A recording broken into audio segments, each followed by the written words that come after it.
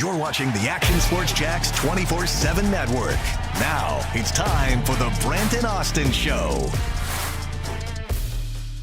All right, monitors are down. Looking at something crazy right now on my screen, but we'll just keep moving forward. Can't see myself, can't see the chat. What else is new on a Tuesday? But welcome to the show. Hamby, can we make it a new rule here on the show where on a weekly basis we don't give our top team rankings? And I understand that yesterday during the show I made that mistake, right? I said, okay, give me your top teams in the NFL. And I think we all established it was the Buffalo Bills. Parody. All right, 2025 is the year of parody, and we're going to go by a week-by-week basis. No more will there be power rankings. No more will there be, well, this is the top team in the NFL. No. Talk to me in week 16, week 17, and then I'll give you an educated, answer of who the top teams in the NFL right now. But I refuse to live in a world where Daniel Jones and the Indianapolis Colts right now are the top team in the AFC. Not going to do it. Not now. Not ever. Well, they are. Hello, Austin from London, England. Can you hear me? I hope you can hear me. I can hear you. I don't know you're even there, man. Because I'm looking at the screen and I got nothing. So I don't know if you're online or what. But yeah, it's great to hear from you, man. I am. I think I'm here. I'm all the way in London, and we made it. And I agree with you, by the way, though. Well, it's kind of fun, actually, to talk about who the best teams are. And you talk about the Buffalo Bills because now you can talk about the Jacksonville Jaguars in that breath, right? Both teams, all these guys now 4-2, from the Chargers to the Broncos and the Bills and Steelers are 4-1. And then you got the Colts at 5-1, of course. So pretty wild to see. And I think on the heels of what Seattle Seahawks just did to the Jags, I think it's interesting that the Atlanta Falcons do that to the Buffalo Bills, where they basically had them in control the entire way. And I didn't watch a lot of the game, but I watched some of it and was kind of paying attention. It's just the nature of the NFL. And I think it kind of is an exclamation point on what we talked about yesterday with the Jags, right? I mean, you're not going to win them all. You're going to have a dud here or there, or you're just not going to play across the board good football. I think the Bills are experiencing that right now. So pretty wild game. And then another wild one in the nightcap too, with Chicago and Washington. Yeah, without a doubt. I mean, I was watching all the games, had the quad box going. Obviously, the Brewers game was front and center, but had some fantasy implications as well. So we had to tune in to watch the football games. And yeah, I mean, listen, shout out to the Chicago Bears, where I think, a lot of people were ready to write off Ben Johnson and what he meant to the Bears and everything. And, that week 2, 52-21 loss to the Detroit Lions didn't make them look good, but they've rebounded nicely, and Caleb Williams is playing at a pretty high level right now. Like, you have to give him his flowers as well. So it seems like, at least, and once again, this is the rule, but it seems like for this week, the Bears have turned over a new leaf. Now, whether they can remain and see, time will tell, but this week, they look pretty good. Yeah, I mean, we did talk about this a little bit yesterday. You take the Bears, take the Commanders coming off that big season. You take what we just said about the Bills. The Colts really have played probably the best football. The Colts could easily be 6-0, but they've also had one of the softer schedules in doing that. But if you take everybody else, everybody's kind of got a head-scratching performance, or look what the Eagles are doing right now. Look at the first game and the last game of this first 6 for the Detroit Lions, San Francisco, and other teams. You wondered, hey, they're good, but are they great? So this is the NFL, man. This is what you get. This is what we like. This is unpredictable. And I think there's one other thing that we didn't mention. I was thinking about this a little bit yesterday. We didn't talk about this yesterday on the show. And when you start 5-1, I would say the concern for me, and I've said this about other teams in the past, mostly about other teams, because the Jags haven't been 4-1 with a chance to go to 5-1. But when you do that, you also wonder, are you peaking a bit early, right? So I would say Indianapolis, are you peaking early? Is this some of your best football you're going to play all year? It's a great start, but can you elevate from here? I think the thing that we like about the Jacksonville Jaguars right now is that there have been some clunky things, the penalties. There have been some other hidden things, even on defense, from third down conversions to big plays as of late, that, hey, they're really not like playing unbelievable football front to back. And that means there's room to grow. I just talked to Tony Baselli a short time ago. Actually, it's like you got to kind of like when you're winning football games and you're not playing probably the best brand of football, playing a good brand of football to win, but not the best brand, which means there's somewhere to go. right? And I'm not sure really how much like the Colts have to get better, maybe a lot. I haven't watched a ton of their football games, but I think the Jacksonville Jaguars, watching every minute of theirs, I think there's plenty of room for improvement, which then means you can get better as you go. And it's a long dang season. And just like 2022, you want to be playing your best football, toward the end of December and into January. No, you definitely want to be playing your best football towards the end of the season. It's like the Kansas City Chiefs MO every single year where everyone wants to write them off the first couple weeks. Maybe they lose games they should have won, and all of a sudden towards the end of the year, the Chiefs are rolling. And it seems like at least the way the conference is shaking out in that division, where it's going to be competitive, the Chargers 4-2, Broncos 4-2, but Chiefs 3-3. It seems like they can kind of find their groove again now with Rashee Rice coming back, and the Chiefs are playing the Raiders this weekend.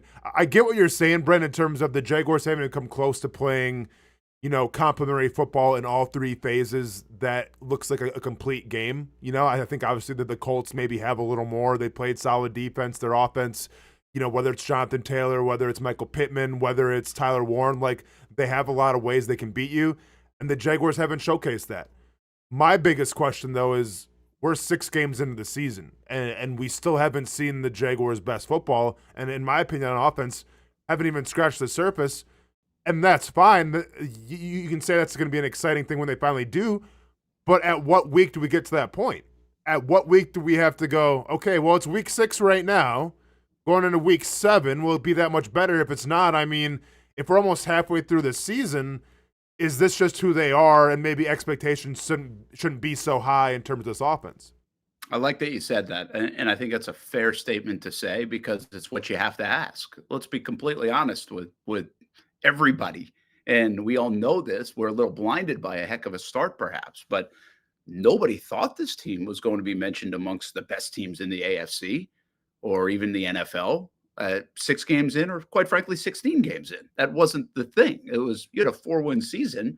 You don't really know who you are. You got a new regime, got all this new stuff. Like, hey, let's be in the mix, right? In December, that's really what you're trying. And quite frankly, I feel confident the Jags are going to be in the mix. The curiosity is where they can take the team. Like, how good can they be? And you're right. Like, there's a chance the answer to that is, yeah, they'll get a little bit better, but they're not going to be unbelievable this season. I mean, I think that but would that be surprising, right? I think that's not really the path or the trajectory we thought this team was on. But the beauty of the NFL is nobody thought the Washington Commanders were on that last year too, until they did what they did. And nobody might have thought the Jags were on that in 2017 until they did what they did, or even at 2022. So the way the league works, it's a beautiful deal where if you can get incrementally better, stay healthy, that's going to be a big part of this as we get into a Devin Lloyd conversation in a bit too, that, hey, who knows where you can take it? What is the ceiling of this football team is something you can now ask a little bit because of the position they're in. And that's not a question we get to ask a lot in Jacksonville. No, without a doubt. It's wild because no one expected them to be 4-2 right now, but I feel like nobody expected their offense to kind of look like, the way that it does. I mean, I think we expected improvements, and maybe we have got improvements, obviously, in the run game and everything.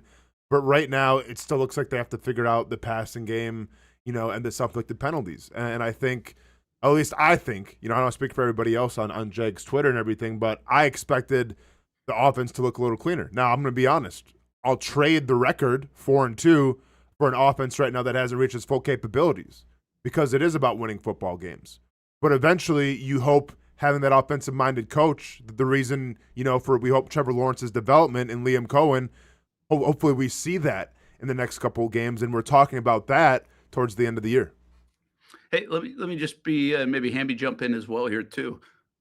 Just what is the ceiling? Because like what you just said about this team, the when you change the clunkiness, change some of the imperfections, if you will, for the record. Absolutely, right? That's what you'd always do. I think what happens a lot of times, though, is even when the Jags have been good at times, you would say, yeah, but they beat Indianapolis. They always beat Indianapolis. Oh, they beat the Raiders. Whatever. They beat the Raiders. Or they started the year with Carolina. The one thing about this is this doesn't come with an asterisk for the Jags. They might have beat Carolina, but Carolina has 3 wins, and at least they got the bad Carolina. They beat Houston, who they haven't beaten in 10 years in Jacksonville. They went out west and they beat San Francisco. They beat the Kansas City Chiefs. So, and their losses are to a bad one to probably Cincinnati, but I wouldn't say a bad one to Seattle. So this isn't one where you can categorize it right now. And this feels like more of a bye-week discussion. We'll see where the Jaguars are at, probably similar conversations, but it's pretty fascinating that you don't have to put an asterisk. You don't have to categorize. Yeah, but they had the soft schedule. We are kind of saying that about Indianapolis, if we're being honest. Like, hey, they have a good football team. Jonathan Taylor's one of the best in the league. Their line, if it plays well, can do what they're doing. Daniel Jones is playing elite right now in many respects, but we couch that with who have they played really, right? I mean, I feel like the Broncos and the Broncos and Rams are pretty good. Yeah, 1-1 in the good games. Yeah. Okay. The good teams. Okay. Gotcha. Yeah. And by the way, they should be 2-0. In fairness, like that, you can defend them. Yeah. By saying that. I'm not telling you that they're bad. I'm just saying usually with the Jags, we would have to say that. We don't have that conversation. You know what I mean? I think when it comes down to competitive teams, if you're a good team, you at least you're neck and neck with them. They are. And then when you play teams that you're supposed to be better than, you blow them out. And really they have, except for the Cardinals, which the Cardinals could have beat them, but the Colts found a way to win, much like I think the Jaguars could have beat the Bengals, but they found a way to lose that game. Yeah, Hamby, what do you think the ceiling of this football team is, given this kind of conversation? The Jags probably should have won the Cincinnati game, but they easily could have lost the Houston game, San Francisco game, Kansas City game, I could argue as well, the way things shook out. And then they really could have got old Jags get blown out probably in that Seattle game when it's 20-6, right? And they don't even have a chance. So what do you think the ceiling is? What do you want to? If you want to record-wise, I think 11 wins is probably the ceiling. I mean, if you're able to beat the Rams and move to 5-2 before the bye, then maybe 12 wins comes into play. I think this is just a team that they're still not going to win all the games that they're supposed to on paper. And look, the Bills last night, you could argue that they're supposed to win that game on paper, even though they're on the road, right? They're not able to win it. Just the amount of parity that's in the league right now. If the Jags don't play well, they're not going to win. The mark of a really good team is if they can win when they don't play well. I think the Colts have done that once. I think the Jags have maybe done that against Houston. They probably didn't play well, but at the same time, their defense did. Their defense got 3 turnovers. So I think you can't expect them to just always beat the teams that they're supposed to beat. You can't obviously expect them to win all of their home games. They just lost against Seattle. So, I'm looking at teams like the Cardinals on the road in mid-November. Like, should the Jags win that game? Maybe. Would I be surprised at all if we don't? Not at all. Yeah, Austin, I got the way I kind of break this down a little bit, and this is where I think this game comes in to be a very important game in at least a formulaic kind of way. I think if you take the NFC West and you go 2-2 against the NFC West, I think that's a job well done. I don't care how you got there. 2-2 against a really pretty good division would be great. I think you got to go 4-2 at probably a minimum. Well, 4-2, I think, in your AFC South. And then how do you handle the AFC West, which you've got the Raiders, the Broncos, and the Chargers still? So those are really where I get kind of those key points of kind of adding things up. And that's where I think this Rams game, do you have to have it? No. It gives you a chance to potentially go to 3-1 maybe against the NFC West if you could also get that Arizona game. So you start adding all these things up. And I think Hamby's probably right. There's going to be a game or two. Let's hope it's not Tennessee where you think like, hey, the Jags should win and they don't, because it really feels like they should beat Tennessee. Obviously, we'll talk about Callahan getting fired. But that's just the way the league operates. I almost, if I was eating something, I probably would have spit it out when Hamby said 12 wins. I would, I guess my point there is like, this doesn't feel like the Jags are at a stage of 12 wins. I mean, even over their most wins, guys, since, what would it be? It's 2007 at least, is 10 wins in a season. I mean, they got a whole new regime coming off a 4-win season. I mean, if they were to get to 11 wins, that would be, I think, pretty remarkable. And 12 just doesn't even enter my mind, probably. Yeah, I mean, to me, what I'm looking for, and then it's gonna be the telling sign. And like, yeah, I mean, wins are great and everything, but like, what I need to see from this team is when you play solid run defenses like the Rams, like the Broncos. I think the Raiders now are kind of making a little bit of splash in terms of stopping the run and everything. But when you play those teams and they shut your run game down, do you have the capabilities on offense to win a football game? That's what I'll be watching. Because Houston did it, and to be fair, you got built out a little bit by your defense, and that's great. I mean, if you have a top, 5 defense in the NFL, like, yeah, I'll take that all day, right? But theoretically, how many times can this Jaguars defense get you a touchdown? How many times can they get 2 or 3 turnovers, a game? Like, it's a little rarity, especially from a team right now that can't really get after the quarterback like you want to see them get after the quarterback, right? So a lot of these turnovers, while, they do have to do with the pass rush too of, Trevon Walker or Josh Hines Allen affecting the quarterback and maybe a bad throw. But a lot of these plays too have just made from, bad decisions by the quarterback, right? And the Jaguars taking advantage of that, which is great. But like to me, it's not like Saxonville, where Saxonville, it's like, okay, well, you got Calais Campbell, you got all these guys that are pass rushing that are just crazy, causing chaos. Like, you're good for like 3 or 4 turnovers a game, it seemed like. Like, I'm not quite there on this team yet. So then if that's the case and you can't really rely on your defense game in and game out to try to get you the ball 3 or 4 times or get a turn or, get a touchdown, well, then it comes on your offense. And if we're talking about a team that if you can't run the football, you look a little stagnant on offense, like, that's got to change. So that's what I'll be watching for is when you play these defenses that can just rush 4, that have great defensive lines, that can shut down your run game, how do you respond then in that passing game? What do you think, just again, this does feel a little bi-weeky, I get it, but we're here, and this is what we got in front of us, especially coming off the Seattle loss. Hopefully you're coming off a win. You talk about some different things it gets after the Rams won for a couple of weeks in that other side of the schedule. But I know this is worrisome to you, Austen, is this pass rush right now, and a lot of the metrics, Hamby, will say the same. A lot of things come out over the last couple of days. Where whether it's PFF or pass rush rates or win rates or whatever, and the Jags aren't really great in that department. I think we've been leaning on pressures from Josh Hines Allen as a really big stat that feels better maybe than the actual production is. So bigger concern, getting the passing game going, getting the pass rush going, Austen. Which one is going to be maybe more of a lingering problem that you can't fix for the rest of the season? Yeah, my bigger concern is getting the passing game going, because I think when the season started, expectations were, okay, it's going to be a great passing game, right? You have Liam Cohen coming in from Tampa, you have Brian Thomas Jr., you draft Travis Hunter, Dwamie Brown. Like, I thought it was going to be, a top 10 passing offense out of the gate.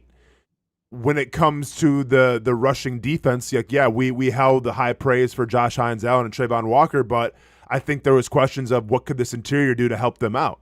Well, now in retrospect, your leading, sack getter is Eric Armstead, who's the interior guy. But I do think eventually, because they have come close right now. That Seahawks game, take the Seahawks game out of it. I think the Seahawks game was just a mess for everybody, I felt like. But they have been hitting home, and once again, hitting home has caused turnovers, not quarterback sacks, but has caused interceptions and turnovers and everything. So to answer your question, it's definitely the offense in my eyes. How about you, Hamby?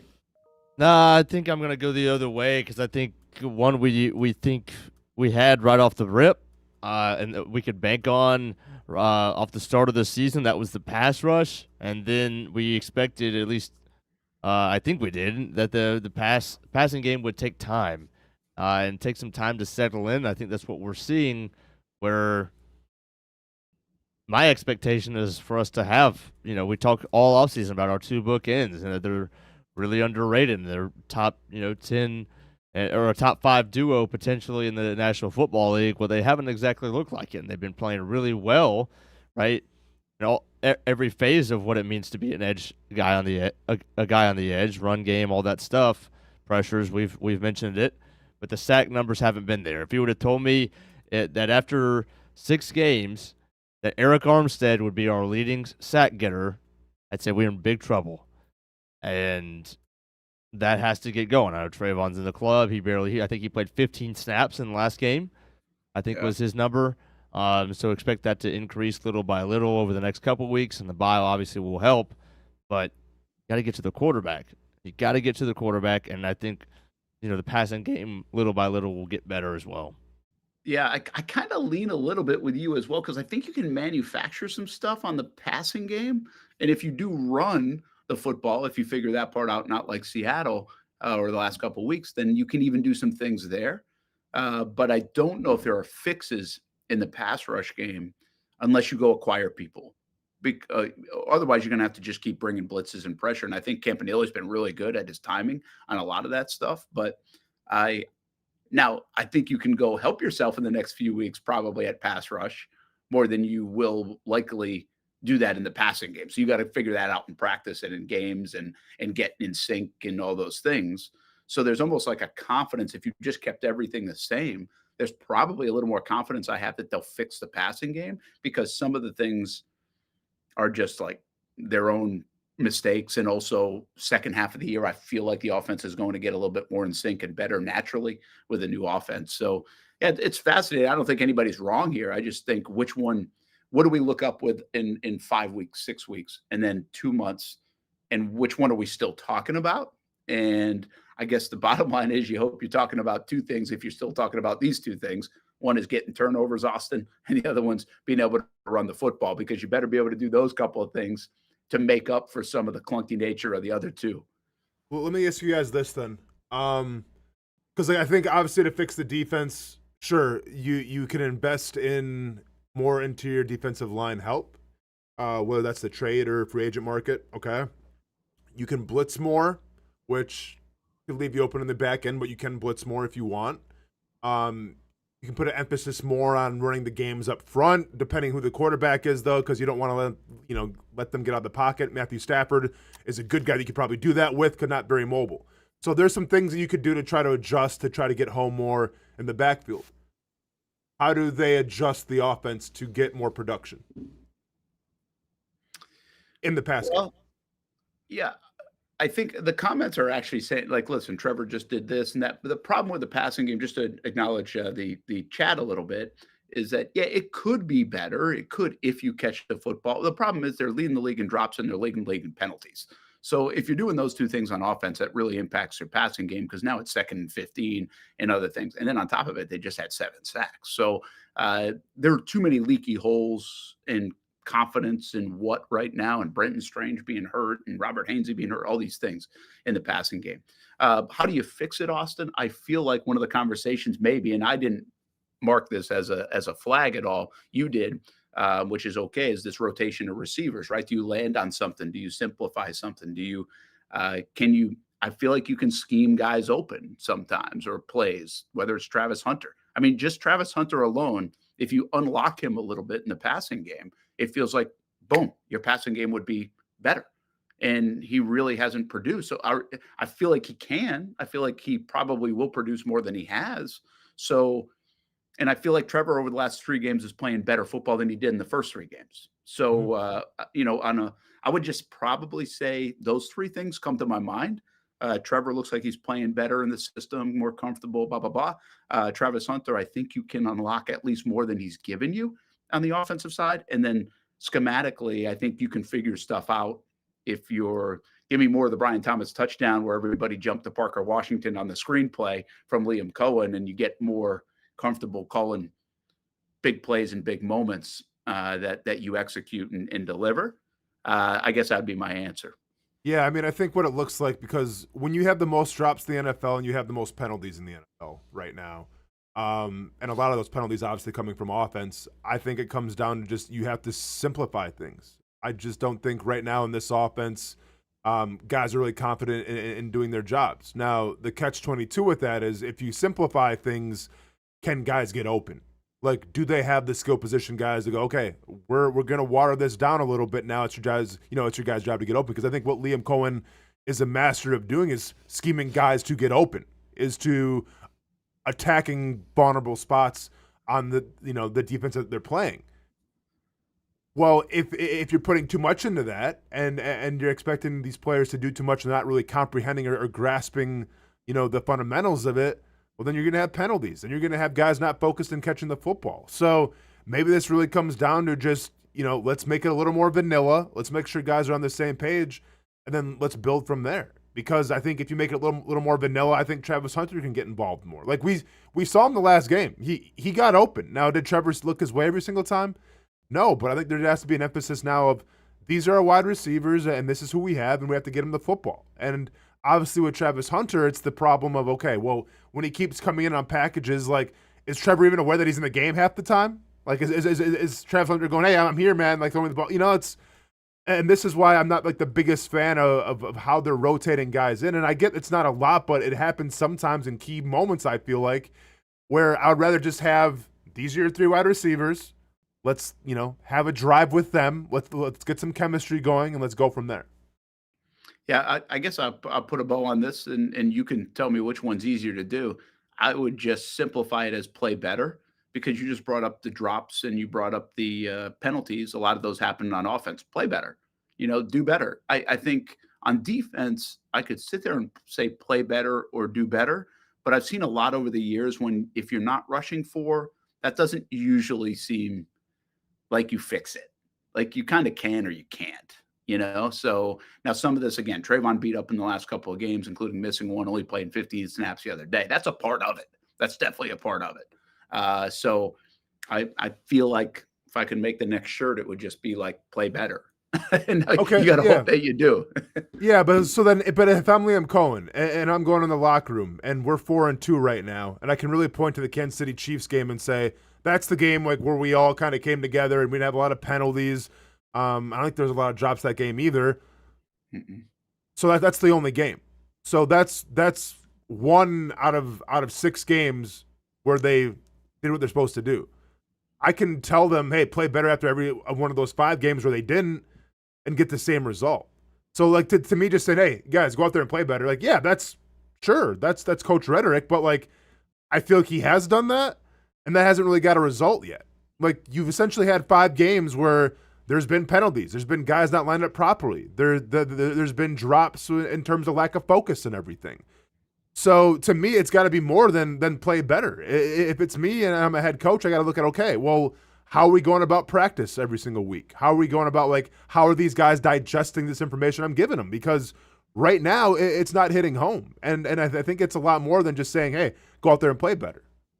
Yeah, and it might be right. Yeah, I was trying to get super simple on it, because we've seen these guys make these plays, right? I mean, we've seen them make plays. You got to make plays. It's like the kicker making kicks. So there's a little bit of it. You can't do anything about it if they don't execute it, if they don't do it.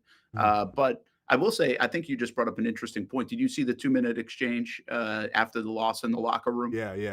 Yeah, and he kind of brings that up. Now he's like, listen, I'm not saying that we're not doing things right. I'm just asking, but I want you to be, I forget it's like more intentional about how you're doing things on the field, off the field, at practice, in the building, in the classroom. He listed all the things, but like, listen, it was almost like he just gave you a speech, kind of like, we've had too much of this. Like, this isn't just like a 1-game thing. We'll go fix it in practice this week. Like, there's too much of this. You almost sense there was concern, not panic, but concern from him. Like, how else can we fix this? We're addressing it in practice, but we're still doing these things. And yet we're pretty fortunate to be 4-2 by doing these things. So it'll be interesting to see if he can fix that, if they can change that as a coaching staff, or if that's just like hey man, it's a players' league. At some point, you got to go make plays and catch the football and kick the football, right? And don't get beat on a long ball, like those kind of things, which is going to happen, but probably or line up right, those kind of things. So yeah, fascinating. It's really an odd thing. Like 4-2 football team can feel really good. Coming off a loss, though, you don't feel as good. And I don't think we're being nitpicky, though. I think these are real things with the Jags, because we have a 6-game sample that the league will turn on a dime if you don't fix it.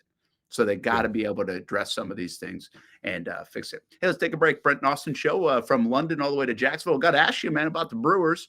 I know it fell short. I didn't really see a lot of that one, other than a couple of big things people were talking about. Devin Lloyd did not make the trip to London. How significant is that for the Jaguars defense? What's going on in Nashville with whatever direction they're going? I don't think many people in Jacksonville are crying. They're probably celebrating it. And we talk a little bit more about the entire NFL and whatever Casey has planned. I don't There we know. go. We'll like figure it. that out. Yeah. I do want you guys to fantasy rant a little bit, though. I like that last week. So hopefully we got a fantasy rant in some of you guys, depending on how it all worked out for you. It's a Tuesday here in Jacksonville and London, the Brent and Austen Show on the Action Sports Jacks 24/7 network.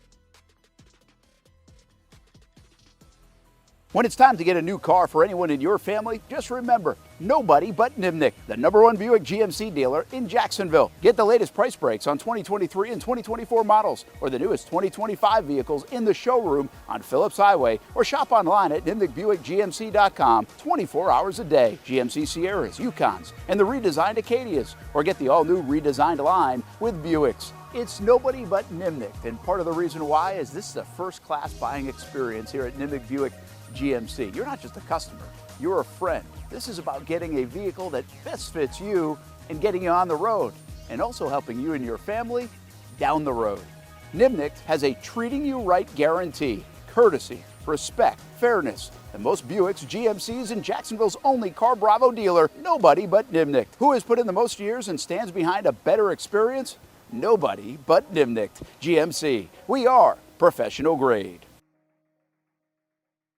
Putting your needs first. It's the backbone of how First Florida Credit Union does business. In all honesty, you might as well be speaking another language when it comes to finances. Sure, I'm good with my money, but what am I missing in the fine print? That's what led me to First Florida Credit Union. They're the perfect choice for anyone starting their financial journey because they keep finances easy. Plus, they offer financial education and resources I can trust. So I'm always growing more confident. And as a young adult, I am constantly adding more responsibilities to my plate. From a car payment to a mortgage, it all adds up. Luckily, First Florida Credit Union makes sure it adds up in all the right places and not the wrong ones by offering better rates and lower fees than traditional banks, even if you're still trying to grow your credit. Because as a member-owned institution, First Florida genuinely puts people's needs first rather than focusing on profit. So I know as my needs change, they'll be right there to help me reach my goals. Check out firstflorida.org to learn how you can benefit too. It's one of the hot spots in the area. Welcome you to String Sports Brewery out at the beach. Big crowd on hand tonight. The fans are here. And now the newest hot spot at the beach is open. String Sports Brewery in Jacks Beach has opened its doors with rave reviews. We're going to be fans forever. Cozy up to the bar. Grab a seat in the sports-themed restaurant, or grab a seat outside and feel that breeze coming off the beach as the weather warms. Just like the original location in Springfield, try the popular beer menu and come for lunch or dinner too, because the food is fantastic. We got a special guest in the house. He's happy. He's feeling good. He's Trayvon Walker. It's where we hosted Jags Report Live in the football season, and the String Sports Brewery staff can't wait to host you. Hey, welcome back here to String Sports Brewery. And if you haven't checked out the new location in Jacks Beach, you got to do it. String Sports Brewery, now with 2 locations in Springfield and now open in Jacks Beach on Penman Road. Hi, I'm Greg Mackey from Cycles of Jacksonville. Whether you're looking for a side-by-side, ATV, motorcycle, or scooter, Honda has what you need. The Honda Talon. Ultimate performance meets family-friendly fun. Prices starting at $363 a month. Or the sporty Honda CBR 650 starting at an affordable $204 a month. Stop by and choose your adventure from a full line of Honda products. Only at Cycles of Jacksonville on Atlantic Boulevard. Family owned and operated since 1983. Hello, I'm Kenny Lay of Kenny Lay & Associates. Since 2003, our firm has fought exclusively for the rights of men in family law. Divorce, modification of child support, alimony, custody, and more, all for men. A father is vitally important to a child's life, and being a man is not a reason to pay more in child support or alimony. I'm a single father. I get it. If you have a divorce or other family law issue, contact Kenny Lay & Associates at divorcemenonly.com. CGC Water Treatment and Plumbing is taking their 75-plus years of expertise and expanding to CGC Home Services. Water treatment and plumbing is still a big part of what they do, and now they can do even more for you. Home services like kitchen and bathroom remodeling, showers, sinks, faucets, toilet repair, backflow testing, and the list keeps going. Find all they can do at cgchomeservices.com or give them a call, 904-298-7052. It's a new look and a new name with the same expertise. They've been serving homes like yours since 1946. CGC Home Services, right here in Jacksonville off St. John's Bluff Road, 904-298-7052. And visit cgchomeservices.com. Florida license number CFC 1432579. Welcome back to the Brent and Austin Show, streaming on the Action Sports Jax 24/7 network. It's the NFL. Injuries happen. You just don't want to see injuries happen to a potential defensive player of the year.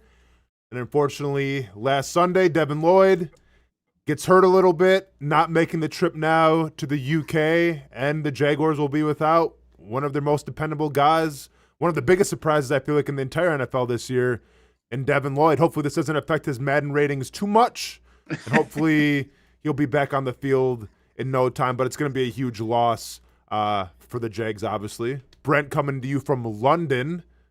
Huge loss to the Jaguars, yeah? Yeah, it's obvious. I mean, how could you not say it? I mean, we're sitting here putting him in the Defensive Player of the Year conversation, right? The good news, like, I just, this isn't just me being sunshine and rainbows. This is just the reality of the NFL, right? And you said it. The guys are getting hurt all across the league. And the Jags right now are banged up too. I mean, they won a game without Trayvon Walker against the Chiefs on Monday night. Like, that's getting away with one, in my opinion. And Robert Hainsey got hurt in the back end of that game, like the second half of that game. So, and they still managed to win. Apparently, Jonah Monheim played better than the numbers would initially suggest, or the offensive line looks like he's doing an okay job. Trayvon's coming back on a limited basis.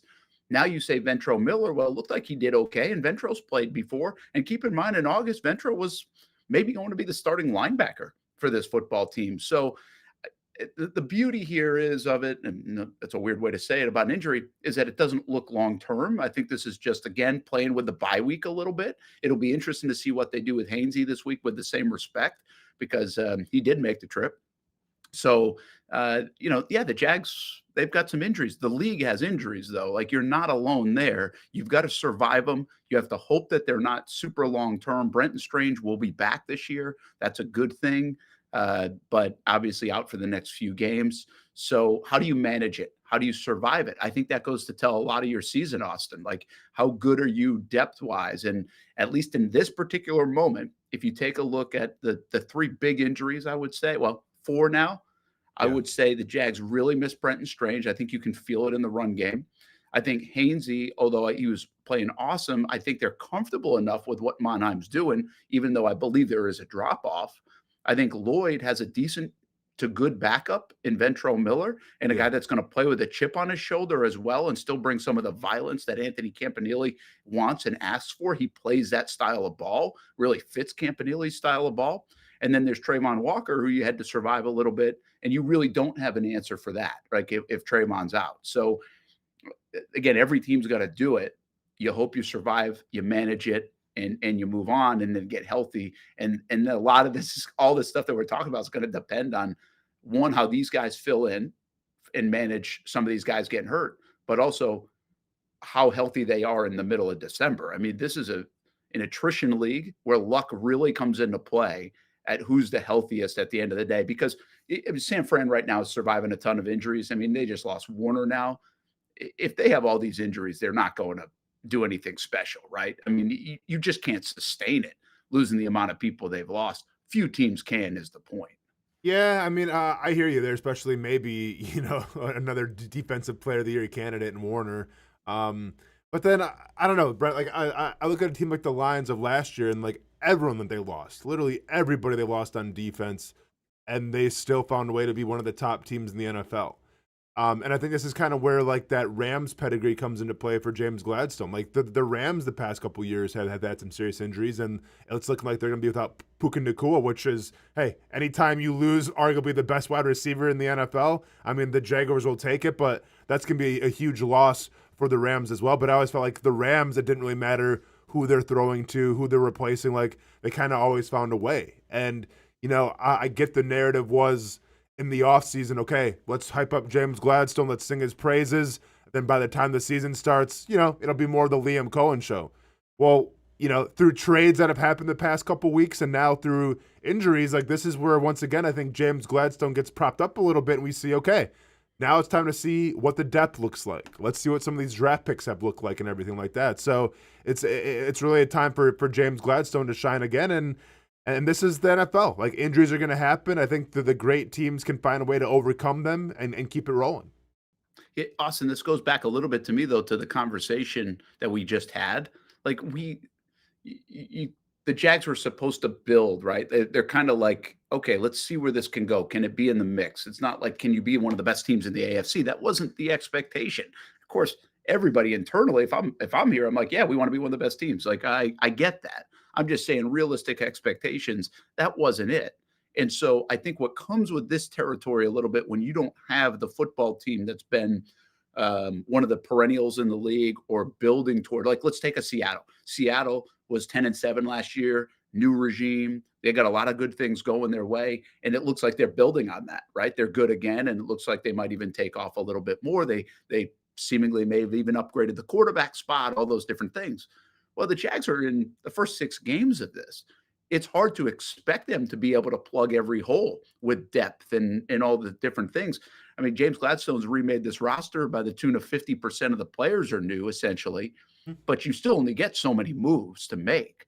And I think that's why if Trayvon Walker is banged up, you see a drop-off. I think right now you're seeing that Brenton Strange one. I think the good news is it looks like they did plug pretty good, at least from a young guy standpoint for now with Monheim.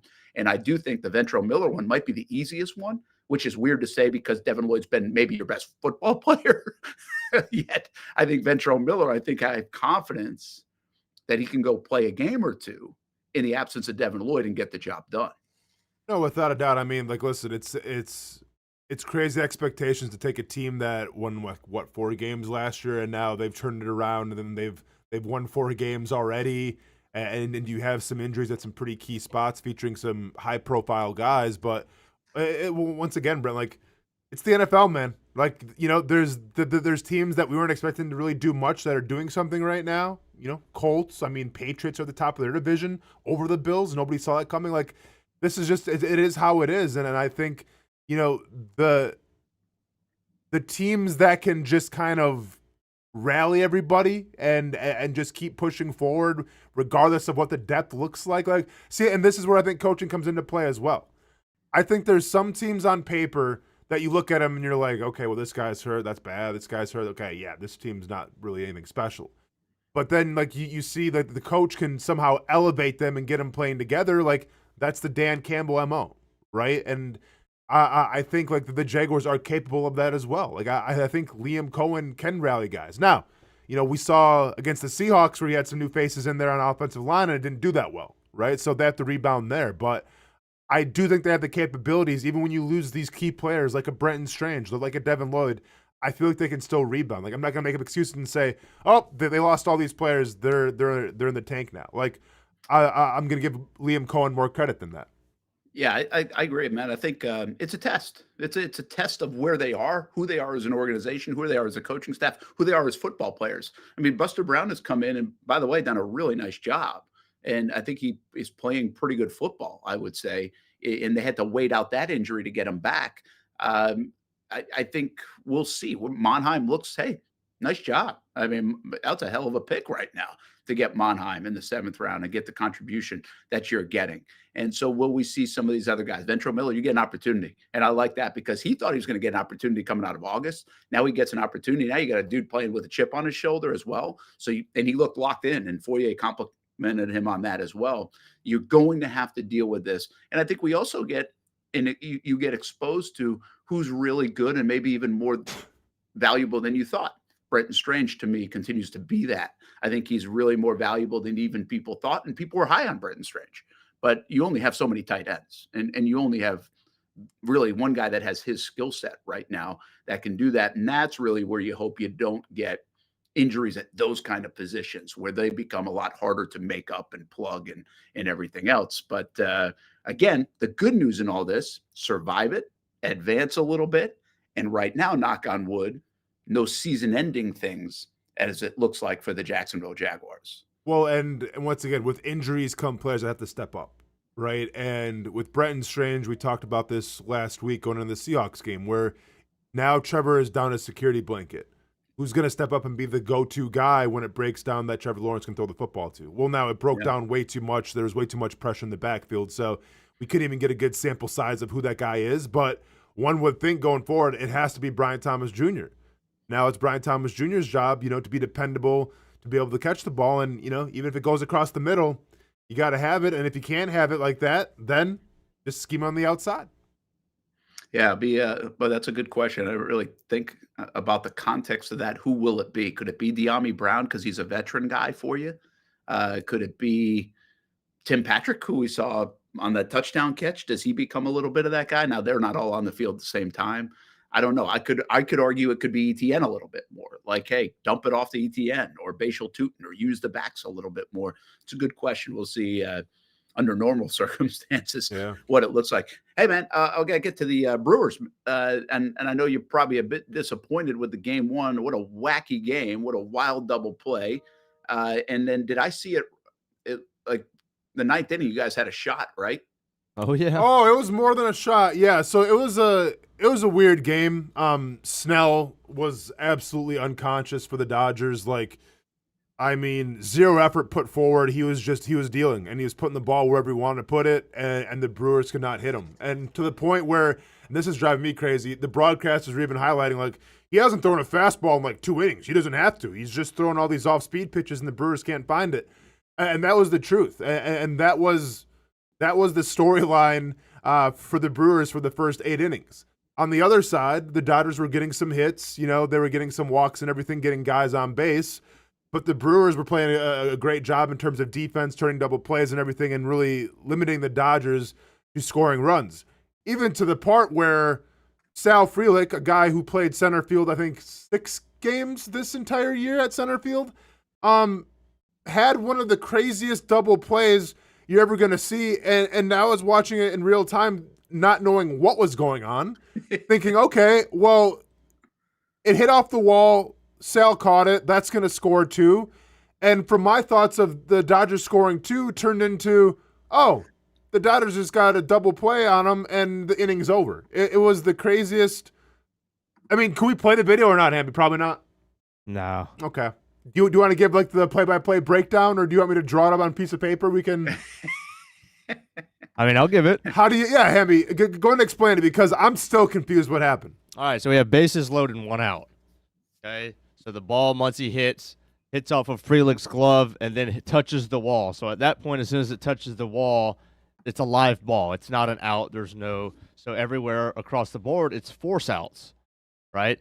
So the problem is Teoscar Hernandez, the Dodgers runner on third base, he's unaware of the rule that with a fly out in baseball, as soon as it touches the glove, you can go. Even if they bobble it, you don't have to go back until they secure the catch. That's to prevent a guy like a Bananas player from just bobbling the ball up to himself to almost deke you out. So Teoscar Hernandez waits until he secures it off of the wall and then tries to score. Both middle infielders, the second baseman and the shortstop, are fully aware that the ball touched the wall, making it a force out everywhere. So as soon as they get the ball in, they fire it home. That's a force out at home. The runners on first and second, both are unaware that the ball even hit the wall to begin with. So they're just thinking it's not a double off the bat like they probably assumed. They're going halfway. But they think the ball is caught, so they have to retreat back to second and first base. Will Smith does that. He's still thinking that when they throw home that it's not a force out. They're trying to tag him. Once they realize that there's no tag, Bill C., William Contreras, the Brewers catcher, is kin to everything. He catches the force out, walks his way over to third base, and there's a double play there. So credit to the left field umpire all the way down the left field line, because as soon as the ball hit the wall, he is signaling no catch.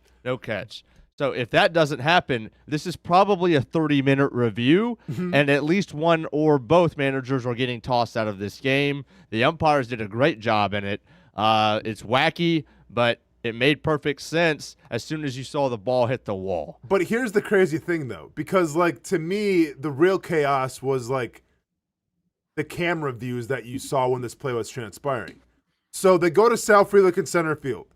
He bobbles the ball off the wall, and then he catches it. So immediately I'm like, okay, was that an out or not? So I'm immediately confused.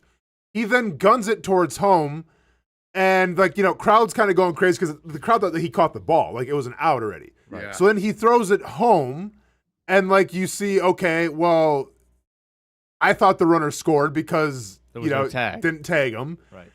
And then they go back to Sal Frelick in the outfield while William Contreras is running to third. So now, like, William gets up and runs. I'm like, I don't know what's happening there. We don't see where he goes. They go from William running, which I'm like, why is he running? Because I feel like there's another out. So that was confusing. And then they go to Sal Frelick, who mouths the words, "What the bleep is going on?" in the outfield because he doesn't know. He has no and then idea. all of a sudden, you go to the top left corner of the scoreboard, and it says 0-0, whatever, and 3 outs. And I'm like, what? So now, like, we have Sal's reaction. We have William running, which I didn't know what he was doing, and we have 3 outs. So, like, announcers were confused a little bit. Obviously, I was confused. The entire crowd was confused. But what it came down to was the baseball IQ of William Contreras to know it was a force out at home, and then he sprinted to third to beat the guy from the force take to third. It was a great play by, you know, they call him Wild Bill. A great play by Wild Bill. It really was. And listen, I sit here in these playoffs most of the time, and I say, gosh, these guys don't know the game, you know? So I hat tip the heck out of Contreras in that one to be able to, and he should. He's the catcher, but still, that's a long, he's 400 feet away from that play. But to have the wherewithal to know, because I think I heard the call and the announcers are like, oh, it's a force out. They figured they had no idea for like 5 minutes it was a double play. Contreras is way ahead of them.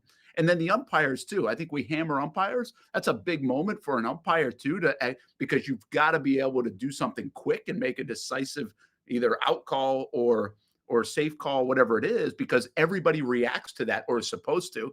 I also think there's there's 2 actually other things in here to me that's fascinating. One is all of us growing up and playing ball or whatever levels we played ball at, you don't have the luxury of 5 umpires on the field or 7 umpires on the field. And you also don't have the luxury of replay and everything else. So if this play happens at Creekside High School, you have no idea because you're the home plate umpire making that call most likely if the ball went off a wall. And then, so that's one of the reasons you don't get that. The other thing is like the runners, Hamby, you said the left field umpire makes that call because you have so many umpires, especially in the postseason. I think, or maybe that's a normal crew. Do they add for the postseason? They add 2 for the postseason. Yeah. So that's not normal. So it's like, as a base runner, were you watching? Who are you watching to figure out if it is a catch or no catch? Right. While you're actually watching the ball and listening to your third base coach or first base coach or whatever else. I mean, there's really a lot going on. And then you have the crowd reacting too, which also can probably throw you off. So what a wild play. But I do come away with thinking that was a heck of a play by Contreras. You know, that he was the one that could calm the whole thing down and knew exactly what was going on. Hell of a play, almost saved the game, gave the Brewers a chance to win the game. And, oh, by the way, did you know that goes in the books as a ground ball double play? Yep. Dude, that's the thing too. Never like, touched the ground. It never touched the ground. If I was a base runner, like on second, I would have been in tears asking for a chaperone. Like, can somebody? I don't know what to do here. I literally don't know what to do. I would have been just like, oh, the mental gymnastics I would have been going through on second, wondering, do I run? Do I not run? Insane, man. Crazy play. It's unbelievable. Hey, the only thing I saw, again, outside of that play, really, I was paying attention to the box score, is this. And yeah, that's good. You know, and I know people will get all over Terrain for this, and then he swung at a high pitch right after, and that ended the ball game. I do think it's a really hard thing to not naturally get out of the way. And I will tell you this, I think even more so, although the way your Brewers play, Austen, they play a little bit more of an old school style. But in today's day and age, you're so aggressive at the plate that you're not even thinking of this as an option. Like the guy, I'm going to lean into one or something like that. Now, most people, I know this, like some people are taught, hey man, you move, you're going to do polls.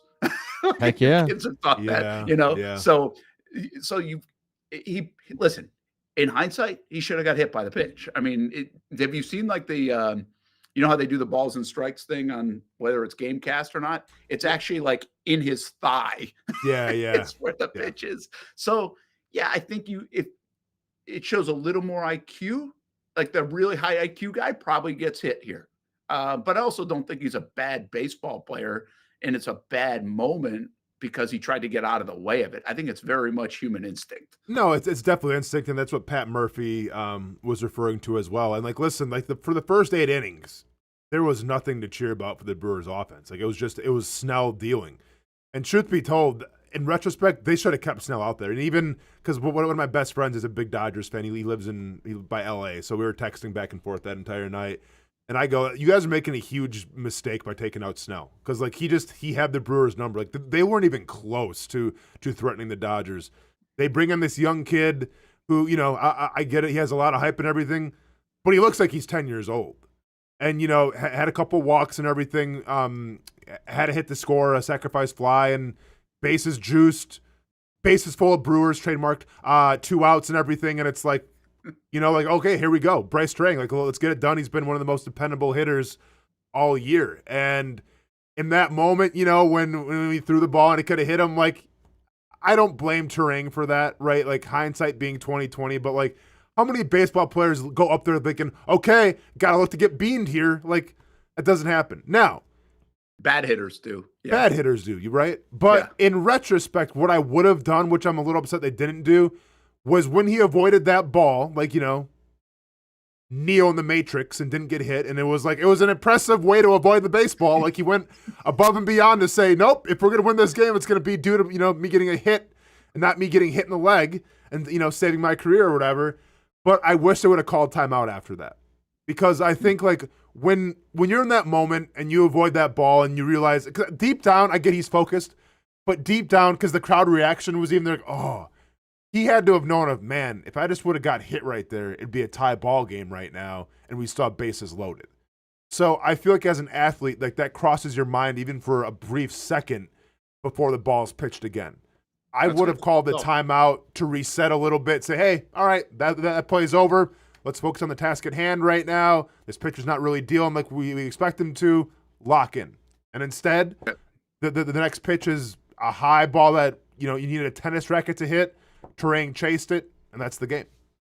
Yeah, I wouldn't be surprised if at some point in the scouting report somebody has said, hey, when Trinan misses with his sweeper, he misses big, and he tries to go back foot to lefties a lot. Mm-hmm. So if that thing starts in, it's going to be right at you. Mm-hmm. I'm sure that's happened at some point when somebody has faced Trinan. Obviously, I don't think it happened last night. But look, as the guy who led the JV team and hit by pitches both my freshman and sophomore year because we practiced it in the cage off of a machine with dimple balls. I'm sorry, dimple balls? Yeah. Okay. Dimple. Okay, got you. Yeah. Softer ones. Yep. Okay. Yep. Just got plunked for free in the cage. Thanks. I like that. Happy Gilmore style. Yeah, it was a good time.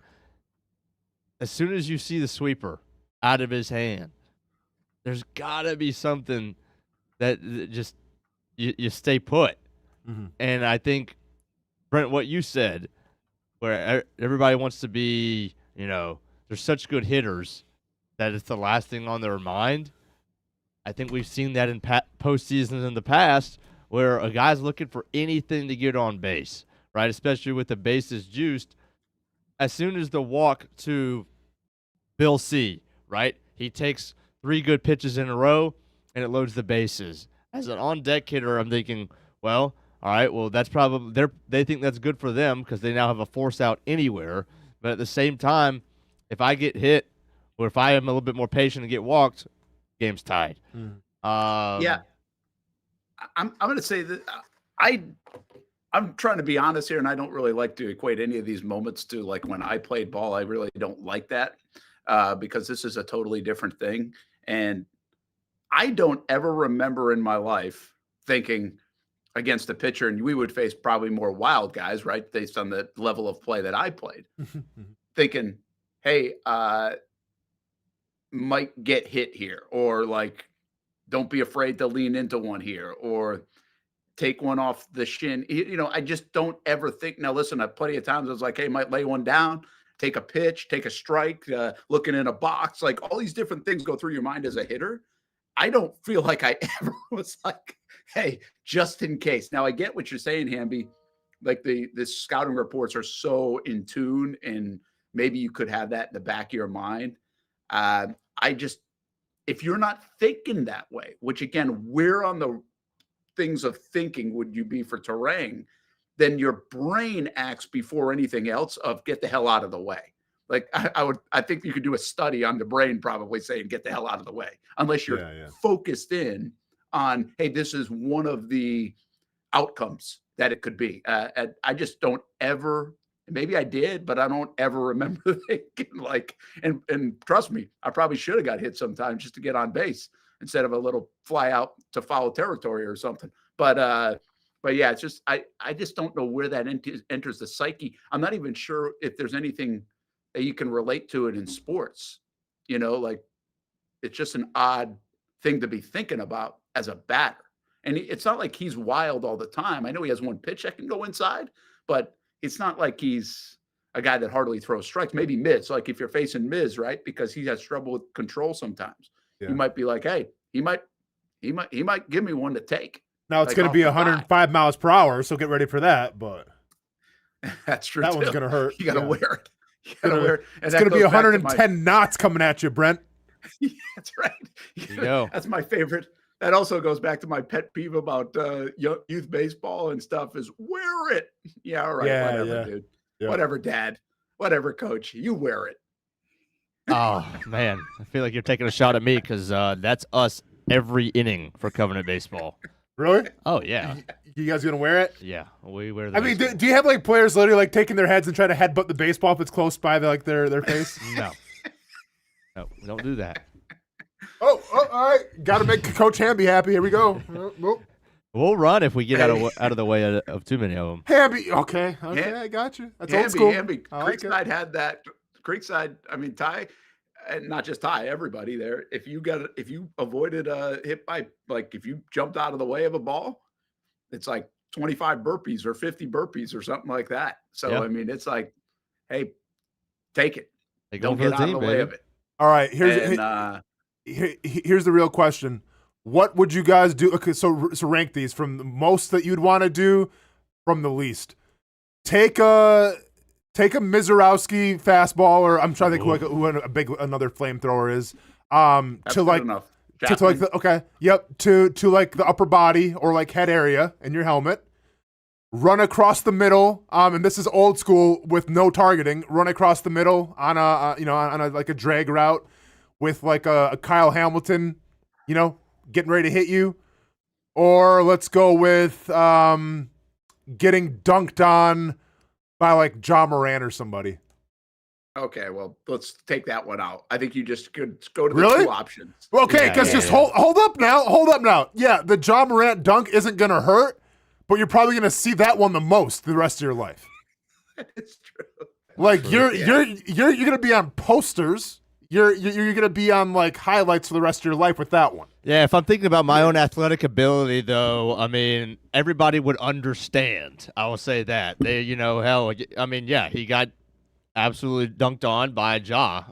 He's supposed to, and given my talent, that's probably the crowning achievement of my career. I don't know if I would mind that all that much. Hamby, the crowning achievement of your athletic career would be some dude's region in your face. Yeah, I mean, at least I'm on post. Shame on you, dude. At least I'm on post. Shame on you. I could probably sign him and make a quick buck. That's last. I'm sorry. That's. I mean, I'll take the fastball. I'll deal with the brain damage of Kyle Hamilton. I'm not gonna have a dude's situation in my face the rest of my life being highlighted. I'm not doing it. So sorry. I didn't mean to cut you guys off. All right, Hamby, rank them. Let's do three. Let me suggest a third option. I think it's a great third. I think we have great. So then I'll give you a fourth. Okay. So we got the Mizorowski fastball. Where exactly is it? Let's take helmet out. Okay, so like neck or like it's gonna do some damage. Like, how about ribs? Ooh, ribs. Okay, ribs.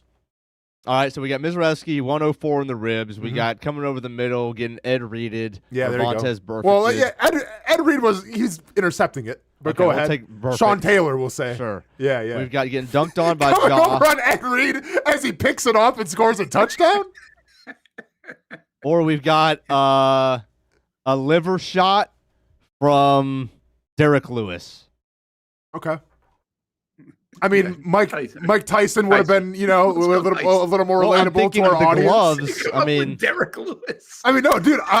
Derek Lewis is like the hardest hitter, or maybe Francis Ngannou, but like, no, I'd love the Derek Lewis comp. It's just like, is the check going to get that one? yeah, they'll get that. But I appreciate it. His man. balls was hot. I mean, look. Okay, there we go. So I'm doing first. Or I'm taking, Josh Junk. I'm taking You got dunked on Josh Junk. I'm taking the junk first. So that's the one that that's the one that you want. This is the one Yeah, that I'll you're sign up clamoring for for. that. Is John Morant's You're clamoring. in your face? Gotcha. Yeah. Okay, that's the first one. And then I'll take the heater. Hamby's clamoring for I'll that. take the heater in the ribs because at least I've felt something somewhat similar. I've gotten plunked to the ribs plenty of time. Nowhere close to 105, but I've gotten 85 at least a couple of times. Yeah. So I at least know kind of what that's going to feel like. And then I'll take oh boy. I'll take the hit over the middle because there's a shot. There's a like 1 or 2% shot that like he gets me right in the right place, and it looks really bad, but I'm able to kind of pop up. Yeah. And then I'm taking the liver shot last. That's the last thing I would want. I don't think I'd walk for a while. Okay, so I'll be taking the beaned ball from Mizraelski in my ribs first. Like, it's probably going to break something. I know it's going to hurt. Like, I just got to accept that.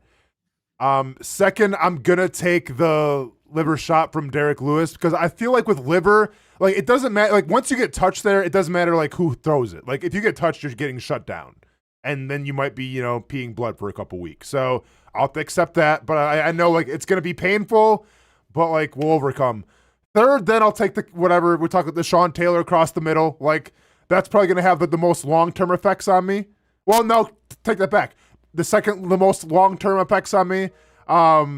But, like, there is a hope that maybe, like, I land, like, more on my shoulder and it's, like, a dislocated shoulder or something more than, like, head trauma. And then last but not least, I'm not going to live I have kids, okay? I have a family. I'm not going to live my entire life with the highlight of John Morant putting his in my face, especially because, from one Murray State alum to another, like, there's respect there, so I don't want that. I don't want to be featured on posters. I don't want to be featured on highlights. I don't want to be a meme, all right? And that would be the meme one, and memes live forever. So get that out of here. That's the last one. Sorry, Hamby. Brent, what do you got for us? You have a lot of pride, by the way. Memes live forever, but I might not because of a liver shot. Dude, that's fine. I'll swallow the bullet. At least everyone's gonna be like, hey, well, you know what? At least he went down taking a pretty big liver shot from Mike Tyson, Derek Lewis. Like, it is what it is. No, like, it's gonna be at my funeral with that poster like hanging up on my casket. You guys remember what Austen Lane got dunked on by John Morant? Yeah. And there's gonna be, instead of just like my picture of like, like, hey, you guys, it's great memories about me. Please miss me. It's gonna be John Morant dunking on me. Like, I don't want that for my grandkids even, Brent. So that's by far is the last one. What do you got? All right, I'm going to go ribs as well because I feel like I've been there at least to some degree. So at least I have some sense of it. And like, there's recovery on the ribs. Like you can overcome it. It's going to be a miserable few weeks, whatever. But I'll take that. I'm going junked and dunked on number 2. You're out of your minds. Because I just created, I think, a brand and a T-shirt and something else now. I can sell it, and at least I don't have that big of an ego. I can live with it. That's fine. But I think junked on and dunked on could be a good shirt. Junked on and dunked on. Brent's trying to. Hey, Sharks! Have you guys heard of junked on and dunked on? Like, you're trying to turn it into a business model. Okay, go ahead. What else you got? Take advantage of it, man. I guess. You got to go all in. If you're going to get it, you got to go all in. And third one would be, I guess, over the middle because I feel like Jerry Maguire got up. Maybe I can too. what's his name in Jerry Maguire? No, yeah, Cuba Gooding Jr. I forgot his real name or his name in the movie. Yeah, I got you. But and then the last one, just because you guys described the liver, if you didn't describe the liver, it feels awful. Like it sounds awful, and it sounds like it might kill me. Like I don't know if I can take that. Like so, I'm gonna try to live another day and and take the other 3 first. Yeah. No, I mean, and I'll be honest, because I've been hit there a couple of times. Like, it doesn't. They always say like, it doesn't matter how strong you are or how tough you are. Like, if you get hit in the liver, like you're in the fetal position. Well, that's what Lesnar. I mean, that's the one that was Lesnar was like one of the first UFC fights I ever watched, and I don't know who he was fighting, but he took a liver shot and he literally just crumbled. That would have been. Wasn't Matt Sierra, was it? No. I think either that was Overeem or that was that might have been Cain Velasquez actually. But it's funny, Hamby, you mentioned that because I actually talked. So Luke Richardson was the Jaguars athletic trainer, like the strength trainer when I was a rookie. He was in Brock Lesnar's camp when they were training for that fight, and he said like after that shot that he took, like he wasn't the same for like the next couple months. Wow, like he was like that jacked up. Where is that? Like where is your liver? So the liver would be on. Everyone's standing in front of me quick. I gotta remember what side. So the liver's gonna be on your right side, and it's like right underneath like the rib cage. Yeah. So like in boxing, we're taught, like really if you want to touch that liver, you gotta like it's not even like a wide hook. You kind of throw like it's like a hybrid uppercut right up the middle, and then you can actually like touch the liver. Like for instance, a few days ago, I was sparring somebody nice and light, and I literally just like tapped him. And he was like keeled over. It's just wow. It's one of those spots, man. Is that where the you know how like the boxing shorts and stuff come up pretty high? Yeah. Is that protect the liver? No, well, so that's more of like the groin. So like they wear like a groin protector. But no, I mean you get punched in the liver in boxing, it's over. Like you still get punched in the liver. They don't protect it. So are you protecting that area like all the time? Because why doesn't that happen more? Because it's a really finite place to hit. Like with MMA, it's a little easier because you have smaller gloves, so you have to pinpoint it a little more. Boxing gloves, especially like in your stance, your elbow can kind of cover it up a little bit. So like you always see with like knockouts when it comes to the liver, guys will start up with like a 1-2 up top, and then they finish with a 3 down low. I got you. Because if you're just standing like this, Brent, it's really hard to hit the liver. Yeah, but if your arms are raised because you're afraid of a headshot, that's where the liver's exposed. I got you. Yeah. Doesn't sound Austin, fun. please read that last comment. Brent has no problem being teabagged, but he's afraid of dressing like Hicken. Hey, what's that meme with the Barbie where it's like? That's how I feel right now. Mr. Hugo, quote of the day. I like it. Coming soon. Mr. Hugo's all over me on this paying off the. I swear I think it's Casey's burner. It might be. It might be. I think it's Casey's burner. Here's the real question, guys. Oh my God! Very good. I forgot about this. I should have put a request in. The real question is, for our next round of betting, when those bets are, I love it. When those bets are taking part, if an Austen Lane liver shot. Should be on the list as well. Gosh. And not really a shot, more just like, I take you out you're right. I just like, hey, and I just kind of like, right there. Just a little tease. I do wonder if like sparring with you would be on the list. You don't want that, Brent. I know I don't want any of it. But I'm just saying, is there something that we could do that would be like reasonable? I mean, I did get tackled by like you at 20% in my Sharks commercial. Oh, okay. Like maybe like sparring, but I have to have like one hand tied behind my back. Yeah, maybe. Now we're talking. Nope, Hamby's out. Okay. Better get the betting, Hamby. Better get the winning. Hey, can I wear the old U.S. Olympic amateur boxing getup? Right? Oh, right. like the in the sparring getup, the headgear. Absolutely, man. Yeah, for sure. I can find you a helmet and everything if you need it. I got you. I need more. I'll take a goalie's helmet. Oh, just we have a Jaguars helmet in the top corner here. We just put that on you. Right. All right. Let's take a break. It's amazing what we get to here on this show sometimes. Brent and Austen Show, Action Sports Jax 24/7 Network. We'll be right back from London to Jacksonville. Talk a little bit more about football. I had a play in the game yesterday, by the way, that I've got a question. Like, we talk about coaches being fired. I would have fired somebody on the spot yesterday in one of those games. I'll tell you about it when we come back. Most of us know how to throw.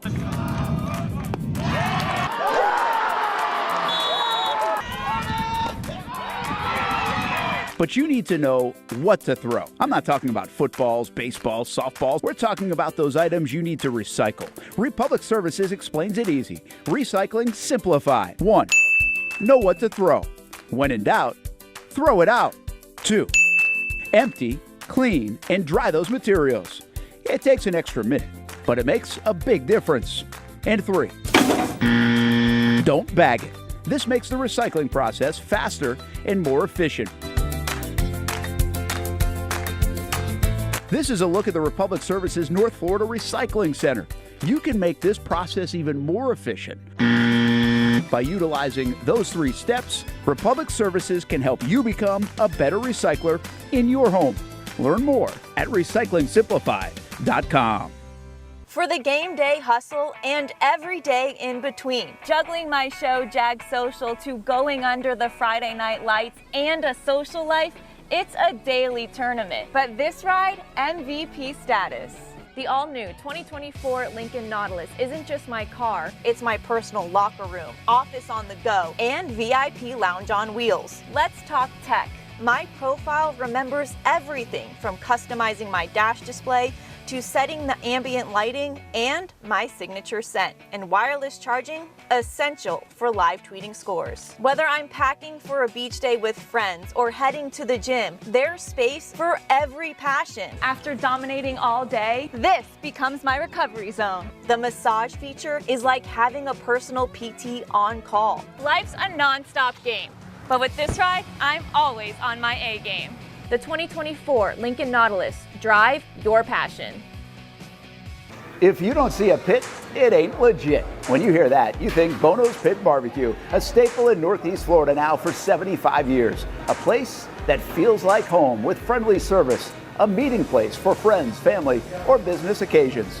On the menu, the corn nuggets are a favorite in our house, but there's something for everyone. Sandwiches, platters, salads, sides, desserts, and family feasts. You see Bono's all over the place in Northeast Florida. You know, there are almost 20 locations in the Jacksonville area now, so stop on by, sit down, and dine in with Bono's. You can also take it to go. There are drive-thrus in many of the locations, and they have delivery options too. Just download the Bono's app to make things easy. I signed up for the loyalty program, and you can too, to get special offers. If Jacksonville is home, few things feel more Jacksonville than Bono's Pit Barbecue. Celebrate 75 years and many more to come.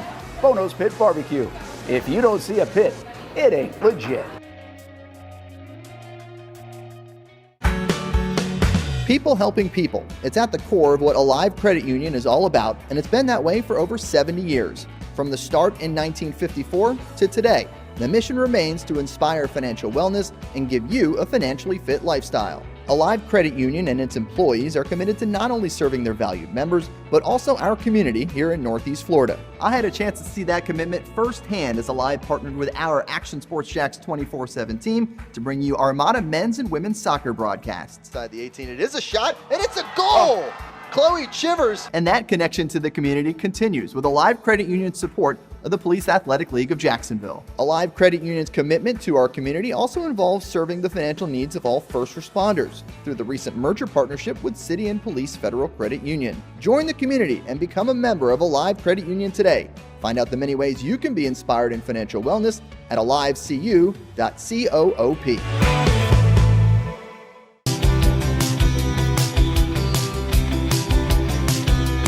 Welcome inside the Armor Guard exterior and gutter helmet showroom. There's a lot going on, like glass exteriors, replacement windows, and down there we have the retractable screens and awnings, plus hurricane protection. Let's talk more about those gutters, and to do that we bring in Kevin. He's the owner, he's the expert. Why Gutter Helmet? Well, Gutter Helmet is truly the only maintenance-free product. It lets the trash and debris go on the ground, the water wraps around and goes inside. Unlike filters, they sit on top of the gutters, and the trash and debris build up on top of filters, which requires maintenance. With Gutter Helmet, we're going to keep you off the ladder, the most dangerous thing in your garage. With Gutter Helmet, you'll never clean your gutters again. So get off the ladder and put on the helmet. Gutter Helmet. Get a free estimate at gutterhelmetofnorthflorida.com. You can also call 904-762-7779 or visit the showroom on St. John's Bluff Road in Jacksonville. Welcome back to the Brent and Austen Show, streaming on the Action Sports Jax 24/7 network.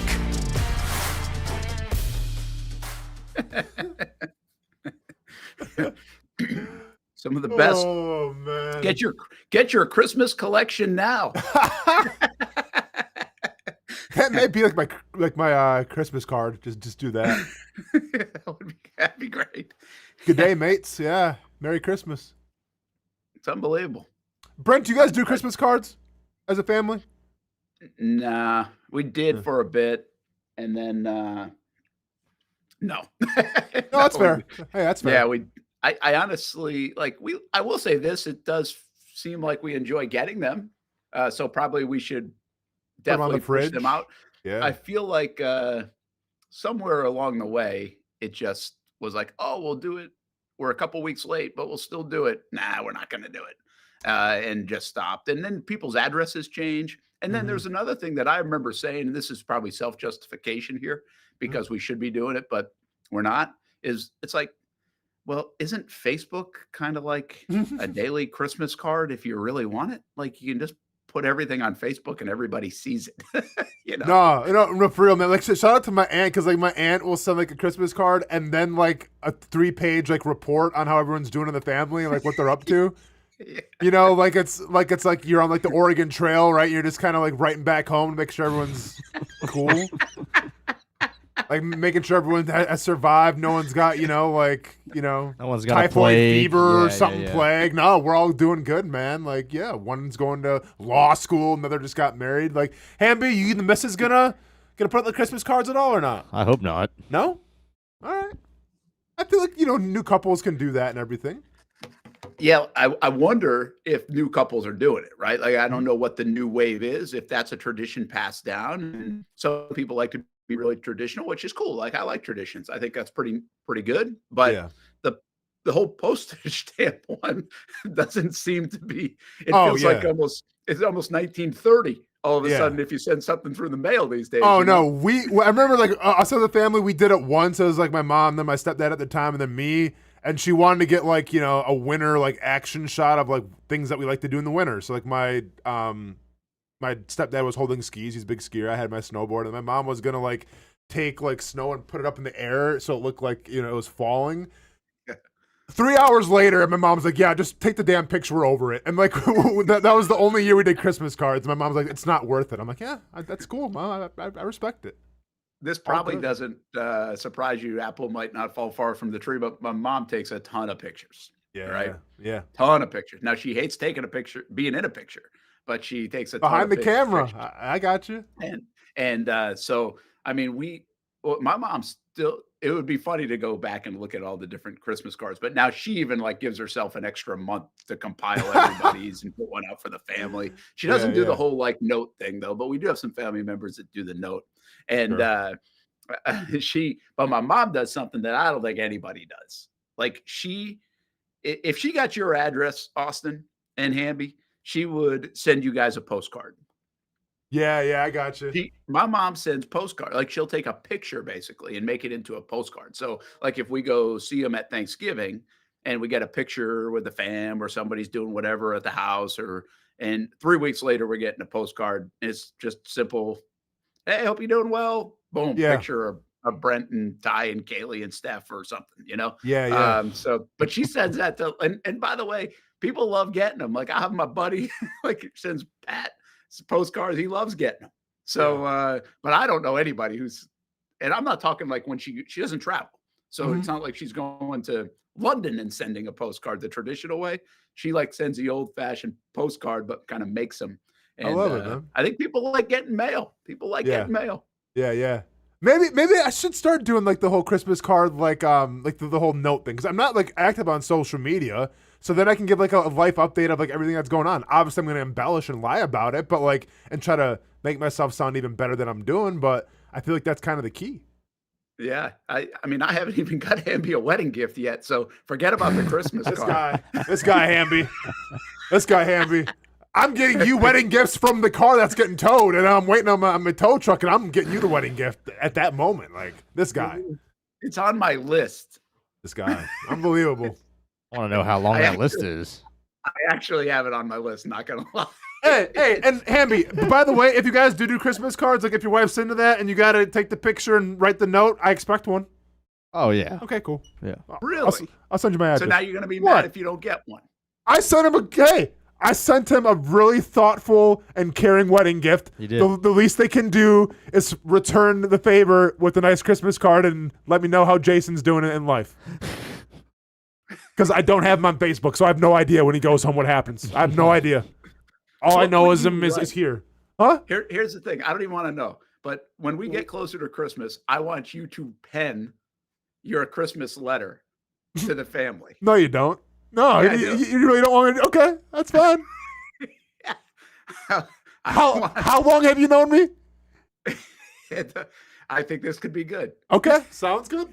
But no, it's great because, listen, I love my aunt to death, but it's like, it's almost like she thinks I'm waiting to see, okay, if they make it another winter, are we good? Is everyone still alive? Like, you can go on Facebook and I see what's going on. We're all good, you know? Everybody's doing well. Everyone's thriving. I see it, but it's all good. But Daniel says, he said, my wife does Christmas cards. She loves getting them, and she revels in guilting others into sending one back. See, yeah. But my guess is the hit rate on that is way down. Like 10 years ago, that hit rate might have been 87%. And now it's like 54% tops for you, Daniel Kilkenny. I guarantee it. Dude, here's the thing, and I feel like it's kind of changed now with social media, but I feel like back in the day when everyone was putting out Christmas cards, it was almost like a competition to have like the best one to like make your family look the best. Right? Like, oh, we got one from the Johnsons, and like you open the Johnsons one and there's like confetti and there's like music playing. It's like, damn it, they got us this year. You know, it's almost like a family competition. Like whoever has the best Christmas card means that you're doing great in life as well. And that's not the truth, but that's just how it feels. It's like fantasy football. Like when I'm doing good in fantasy football, I'm also doing good in life. It's actually like Facebook. It is like well, if it's like Facebook, I feel like the people that post the most on Facebook are probably the most miserable. You know what I'm saying? Like if they're posting something every single day, like, hey, hanging out at the beach. Oh, are you employed though, or what are you doing?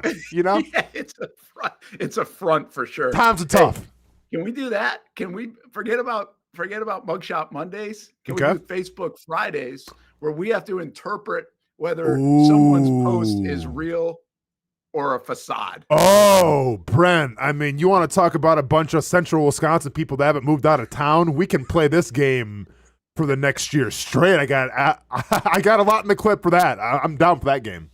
Yeah. One other note that might go into my Christmas card stuff is you just mentioned the cards and the confetti coming out and the music playing. This is like one of my like staples. This is an old bit of mine, but it's not really a bit. It's reality. I can't stand buying cards. So like, no, I'm not spending $8 on a card.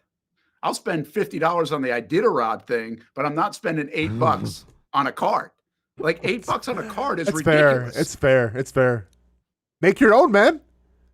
Make my own. Well, I mean, then it's a little more personal. Oh, you're not. Oh, I wonder if Hallmark's going on a business now with like AI. I never thought about that.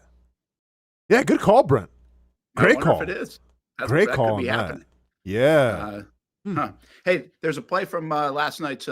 Again, I was kind of watching stuff in spots. Technology is unbelievable, by the way. I can be flying over the Atlantic Ocean and watching a little NFL game, which is incredible. But sometimes you get it, sometimes you don't. And I was watching at the end of the game of the Atlanta game, which is a great win, obviously. And if you had Bijan Robinson, your fantasy team did pretty well, I think. If you had DeAndre Swift last night, your fantasy team did really well. I would have, if I was Arthur Blank, come down and maybe fired the offensive coordinator with 2:17 to go in the first in the game, up by 7 points at the Bills' 22-yard line, and they throw the slant that almost gets picked off and would have been a pick six. Yeah. Like seriously, in what kind of world was that a play? Like, why would you? I can't think of. I just can't think of a reason. You got your quarterback hurt, by the way, on the play because he got hit and he hurt his right arm. You didn't shave any time off the clock, and you almost got pick sixth. I just don't understand how you can. Coaches will probably say to a player once in a while, like, "What the hell were you thinking?" Right. Like, if I was Michael Penix, I would have walked back to that sideline and been like, "What the hell are you thinking? What are we doing?"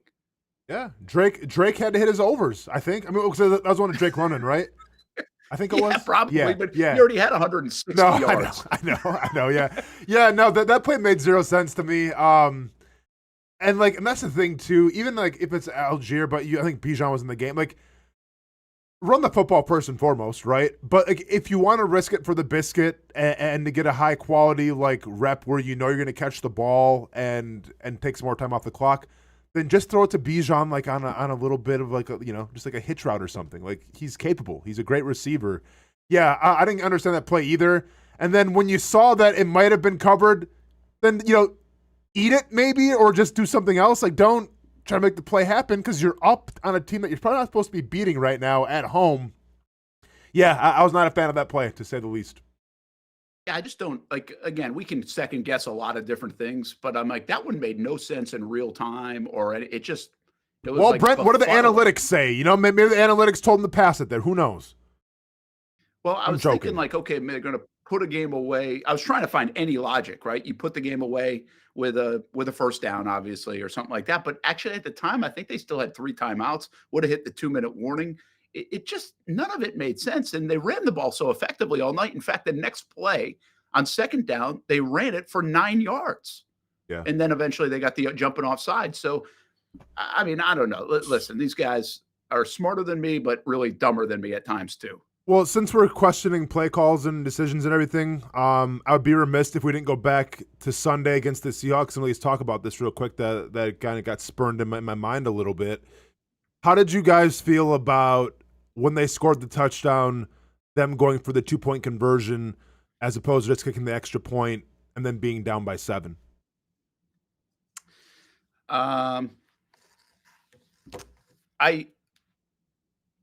I get both sides of this one. I didn't make a big beef out of this one as like you're chasing points, because to me, I understand the new analytic way of, if you score, let's just take, I know this was like 11 minutes to go or something like that in the game, 12 minutes ago, 13 maybe even. But it felt like a game that you weren't winning. And you, like, it felt like the whole thing of when you down like in the final 4 minutes by 2 scores, if you score, a lot of times people will go for 2, because if we're going to come sneak this game out, we're going to win it. We're going to make you really pay. And so that's kind of what it felt like to me, that I was just doing the math in my head. That would make sense. The Jags would then get to 20-14. And it's like, hey, if we're going to come back in this game, we haven't had a lot of these opportunities. We're not only going to tie this game, we're going to beat you. Because, really, who is the better team out there? If you went to an extra 10 minutes, like, I think Seattle probably would have won. They were the better team most of the afternoon. Somebody had actually suggested, I think near me, what if they get to 20-20 late in the game, if they had just kicked the extra point there, would he go for 2 just to win it? And so I think this was a different way of trying to do that. And so that's why I didn't really have a major problem with it, Austen, because I felt like it was one of those situations where you almost don't feel like you deserve to win the game. But if we're going to come back here, we're going to really make you pay and win the game. Hamby, your thoughts before I give mine? Yeah, I didn't mind it, but it was one of those things where I think this is almost a momentum and psyche play, where if you don't get it, it just feels like you're still way behind the 8 ball. Instead of, hey man, we got this thing to 1 score, and all the momentum's on our side, instead of taking a step back. Hamby literally just took the words out of my mouth. Write it down. Me and Hamby agree on something. No. Never thought I'd see the day. No, I'm kidding. We agree on a lot. But I agree with you, Hamby, and this is what analytics don't necessarily tell you. And, like, I don't know what the analytics say in terms of percentages of going for it or not going for that situation. Now, keep in mind, Cam Little missed an extra point. Not sure if that had anything to do with it as well. But to me, you've already gained momentum because you scored a touchdown on a team right now that is beating you. So you have the momentum. The only thing that can kill that said momentum is not converting the 2-point conversion. Because now it's in the back of your head. It's like, okay, well, we just messed it up the first time. Next time we score, we got to hit it again. As opposed to saying, okay, we scored a touchdown, extra point, we have the momentum. If we score again on them and we tie the football game, this goes to overtime at home, we have all the momentum now. A team that wasn't supposed to be in it came from behind, put 14 points in the football game. They have tied the game now. Momentum has changed addresses.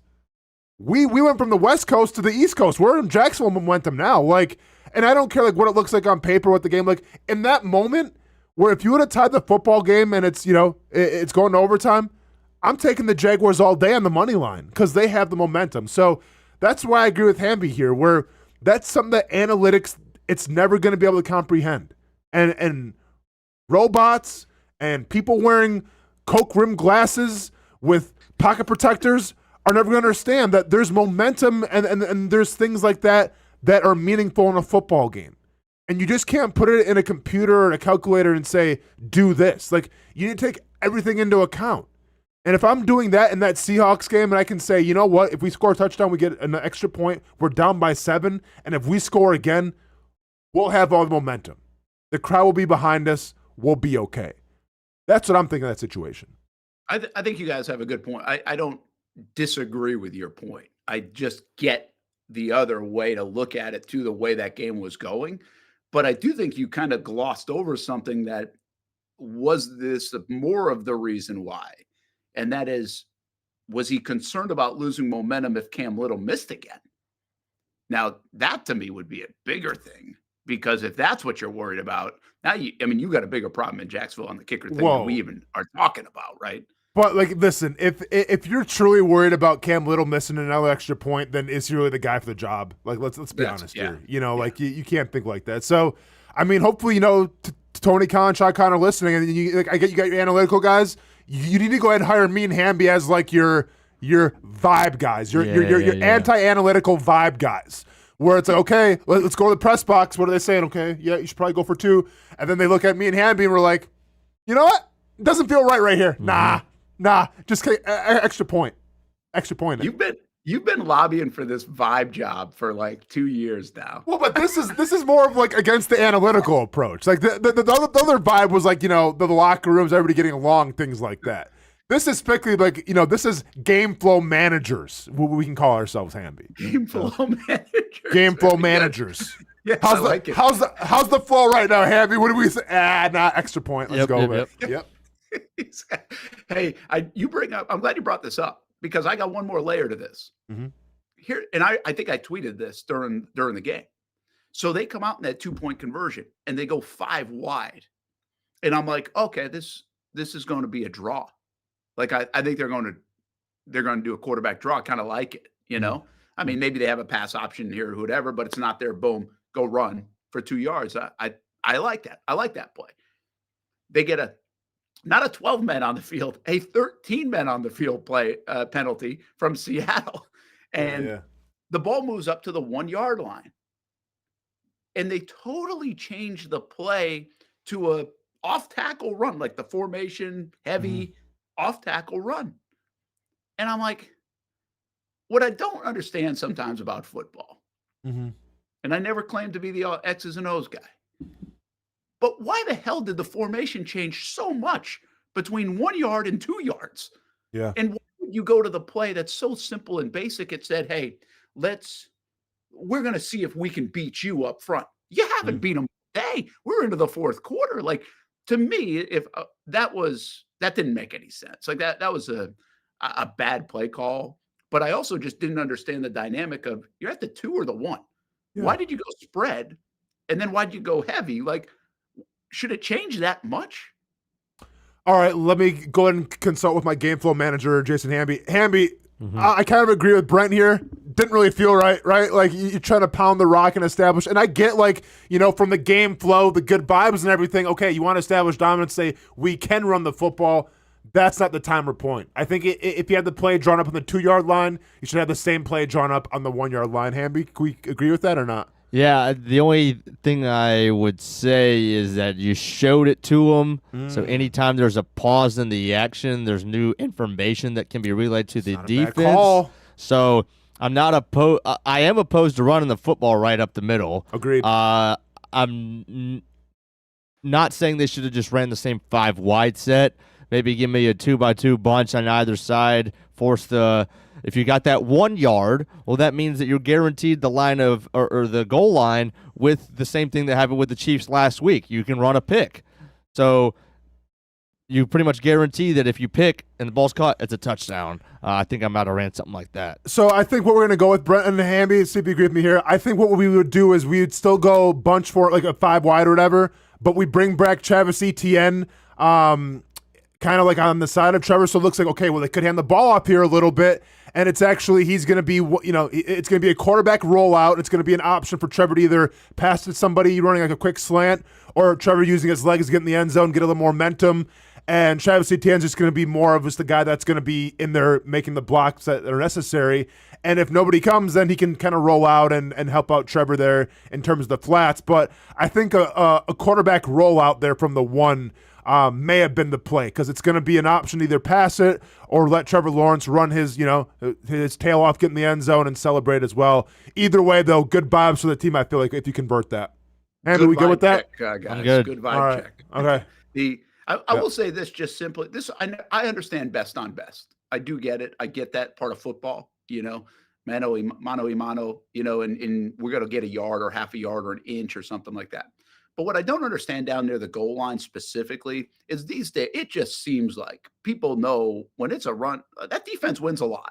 The defense wins a lot on a short yardage situation. They're better than the guys up front most of the time. You can really stack it with numbers. And then I really just say from a presentation standpoint, Austen, and you know it because you played defense.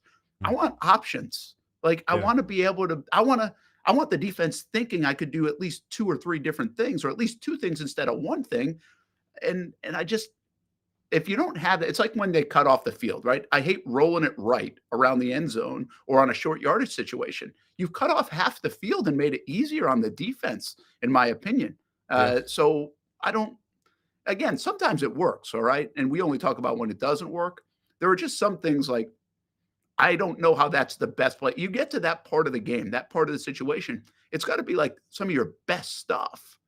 I don't feel like sometimes these guys get to their best stuff. And then I also feel like they don't want to showcase it for down the road. Hey, we might not win this game, right? We're not going to showcase our best 2-point play. We're going to save that for when we really need it in December against the Colts or something like that. I don't know. I don't know if that goes through their mind, but I do think on occasion it feels like it does. So that was an interesting point. You bring that one up from the other day, because I think it's one you can nitpick. But also I think you can defend. I know how they would defend it. I think they would defend it the way I defended it. But I think the way it worked out, I think you have a very good point, you and your vibe committee. Game flow managers, Brent. Game flow managers is what we're looking for. Game flow managers. I think, by the way, if we're going to go to this, we need something on the screen, Hamby, we can build. Vibe check time or something like that, a little flash. I mean, we need something. Maybe it's music that jumps in. Can you work on that? I feel like I mean, this will be a thing, Hamby, where we can kind of break down a couple plays during the game, or maybe a couple questionable calls. We can just, we bring in the game flow manager and be like, hey, man, wasn't really feeling this play. Here's what you should have did instead. Something like that. Yeah, I got you. Good brainstorming for the show today. Yep. Sorry, nerds. The real guys are taking back over again. Sorry about it. Sorry about it.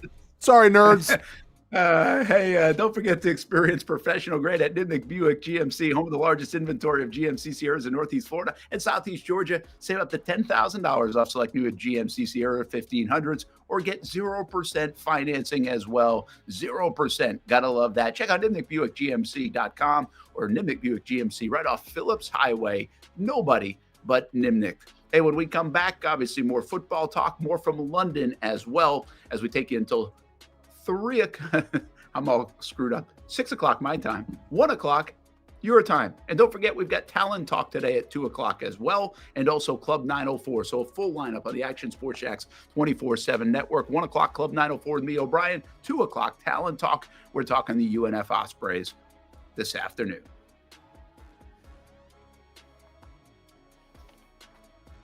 Choose your own adventure. It's not just a saying, but a way of life here at Cycles of Jacksonville. And whether it's 2 wheels or 4 wheels, at Cycles of Jacksonville, a great adventure awaits. With brands like Honda, Vespa, Segway, and Triumph, Cycles of Jacksonville has you covered with their inventory featuring a 60,000 square foot building. If 4 wheels is more your thing, check out the largest selection of Honda Talons in the entire county. No matter what you're looking for, Cycles of Jacksonville is going to have the selection you need, all with great financing and rebates. Plus, if you're active duty military, Cycles of Jacksonville will offer you 0% financing along with great discounts for military and first responders. And when you want to get off the road and set sail, Cycles of Jacksonville has you covered with everything you need to get on the water. So if you're ready for a great adventure, let Cycles of Jacksonville be your guide. Located off Atlantic Boulevard, or check out their website at cyclesofjacksonville.com. How do we make Mason's famous lobster rolls? It's simple. We get up before dawn, head into the open waters of Maine, haul in our traps by hand, and send only the best straight to our restaurants, where we add warm butter or chilled mayo with a squeeze of lemon, and pile it on a toasted split-top roll, just like it's been done for nearly a century. That's the recipe for Mason's famous lobster rolls. Thanks for meeting me here. Okay. You're my only lawyer friend, and I need your professional opinion. Okay. You see that brand new Hyundai Tucson out there? Yeah. That's all I paid for it. Do you know what you want? Yeah. I think I do. Enjoy your new car. Thanks. Bye-bye. Deal so right, it almost feels wrong. The Hyundai Getaway Sales Event. Lease a Hyundai Tucson for $259 a month, or get 2.99% APR, or get $1,750 bonus cash. Hurry in. Year 2 is in the books for the Jacksonville Armada women's under-23 squad, taking another step forward in the Women's Premier Soccer League. Under the guidance of head coach David Goff, the girls in blue went undefeated at home for a second straight season, including a dramatic draw in the opener. And they've left it to the death. Unbelievable stuff. And a late winner to end the season at home. Headed on. Here's a chance. Gianna Ramirez brings it down, still alive, takes a shot, and into the back of the net. After fielding a younger roster in 2025 with talent from all across Northeast Florida, the future is bright for the Armada women's team. We highlight the ladies and all things Jacksonville Armada each week on Fleet and Footy on the Action Sports Jacks 24/7 network. I'll put one in the back of the net for you. Join us for player profiles, fun interviews, and the very latest on the Fleet and all things footy. That's every Thursday at 2 p.m.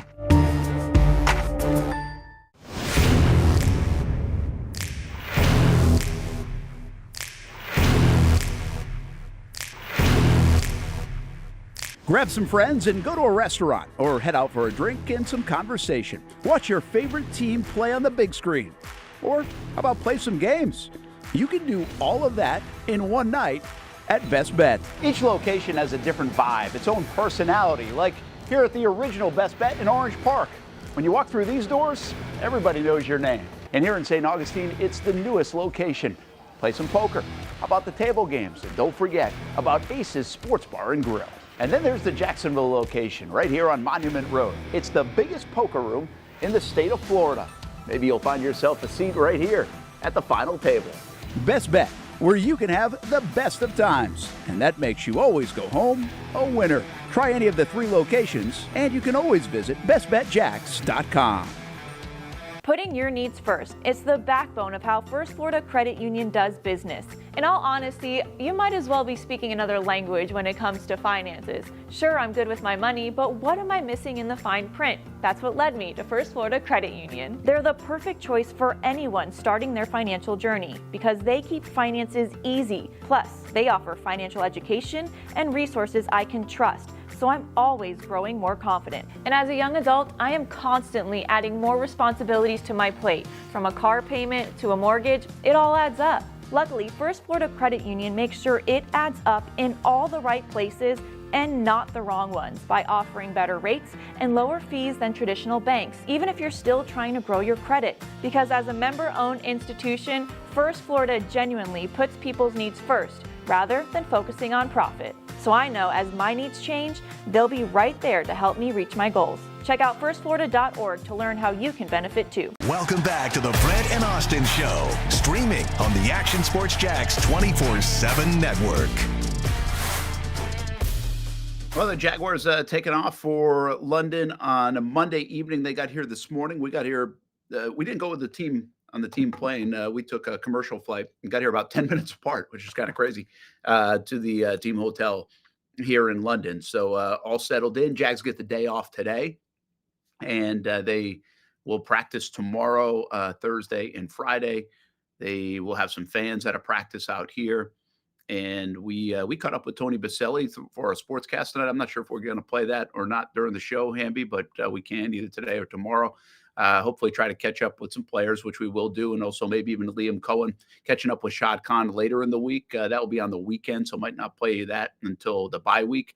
So I think it's a big week here in Jacksonville. I think a lot of people are like, oh, it's a team bonding thing, and this is why they're going out early, and blah, blah, blah, blah, blah. And it's like, all right, we can get wrapped up in things. This is when people get mad at when the Jags lose, and you hear the same sound bites. Oh, we got to look in the mirror. We got to do this. It's like, what are you supposed to say, right? Like, what are you supposed to say? How do you explain all these things? And listen, teams and team chemistry and those things can help. I think there's feedback from leadership here. And I'm not talking obviously leadership like the staff, Austin, but I think if you go back to 2022, was it 22 or was it 23? I'm sorry, 2023. They really flipped around their season after that bad loss to Houston at home. Remember when the fullback ran the touchdown back on the kick return? They go to 1-2 to start that year, and then they win 5 straight games in the month of October. And they really felt like that group, and that was only a couple of years ago, so a lot of these guys are still on the team. They felt like, hey, that helped flip around the season. We got away from the noise of every time you go to the grocery store, the gas station, or whatever else, or flip something on. And we came out here, and there's nothing to do out here necessarily where they stay. You might as well be in the middle of nowhere. And, they thought they figured some things out. And I think they still kind of rest on that they won those 2 games in London. They go on to win 3 more. They get to 8-3, and then we know what happened after that. But I'm just saying, I think that's where a lot of this bonding stuff kind of comes from, is that experience from a couple of years ago, where it's like, hey, listen, this isn't a bad thing. You get to know guys at a different level rather than in a meeting room. How important is that to winning football games? I don't know. I think they spend a lot of time together in the last 5 months anyway. But if that's the way they want to explain it away, good for them. No, I mean, if you want to justify it, yes, so be it. I mean, I think it does make sense that we can say, okay, this is a bonding trip. Sure. I mean, you're around each other the whole day, right? There's not a lot of distractions you can get into, because we've seen what happens when there are distractions. Maybe if your team isn't together, right? There's been some trouble in the UK way back in the day when they first started going there. It's, to me, and I never got to make the London trip, so it's hard for me to even really speak on it. But I would think that this team is banged up right now, right? And I think there's something to be said for, kind of being around by what you know in terms of like your own facilities and things, more than, okay, having to take this long flight and then you're in a hotel and everything. Like, I don't know if, like, physically, if it's beneficial to take that route when you're all banged up. Right now, once again, I haven't made the trip, so it's hard for me to really speak on it because I've never had to go through it. But I feel like that long trip and everything, staying in the hotels, and I'm sure it's a 5-star hotel, right, or a 4-star, whatever. So like you're comfortable beds and everything, but like there's something to be said for being able to be around your family, be at home, and be with what more you know, as opposed to a new environment. Like I see that all the time with fighters, myself included, right? Like when it's fight week and everything, I'm in the hotel. I mean, yeah, I sleep okay, but like, nothing like being in your own bed, right? And kind of going through like your own paces of what you're comfortable with.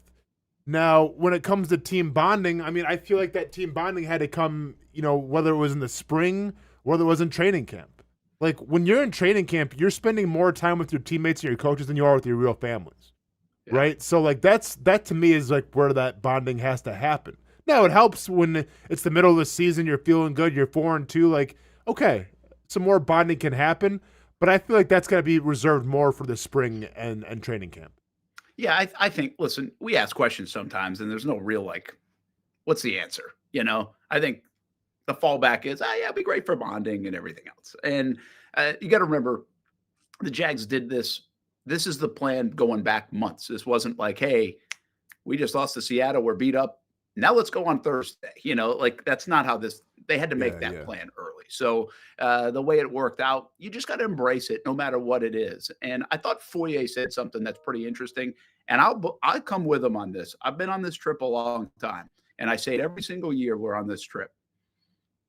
When I fly over and we've done it all different ways, but when you fly over on Thursday night, which is kind of what people have figured out is one of the better ways to do it, Thursday night, you get here Friday morning, you don't go to sleep, you just go right to the practice field, you have your normal Saturday, and then you go play on Sunday.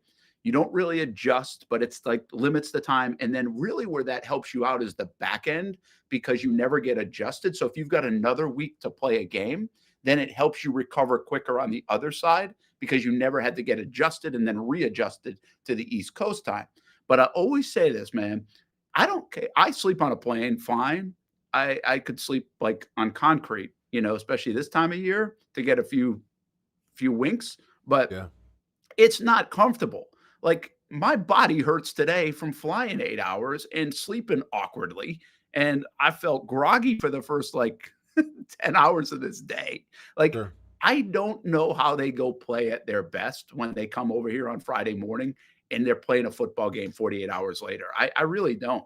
So I actually like that they're here earlier because I think getting acclimated will feel a little bit more like themselves. I understand you don't have all the tools and everything that you have at your facility, but you've got plenty of them. They've got massages and all this other stuff here for the players and everything they need.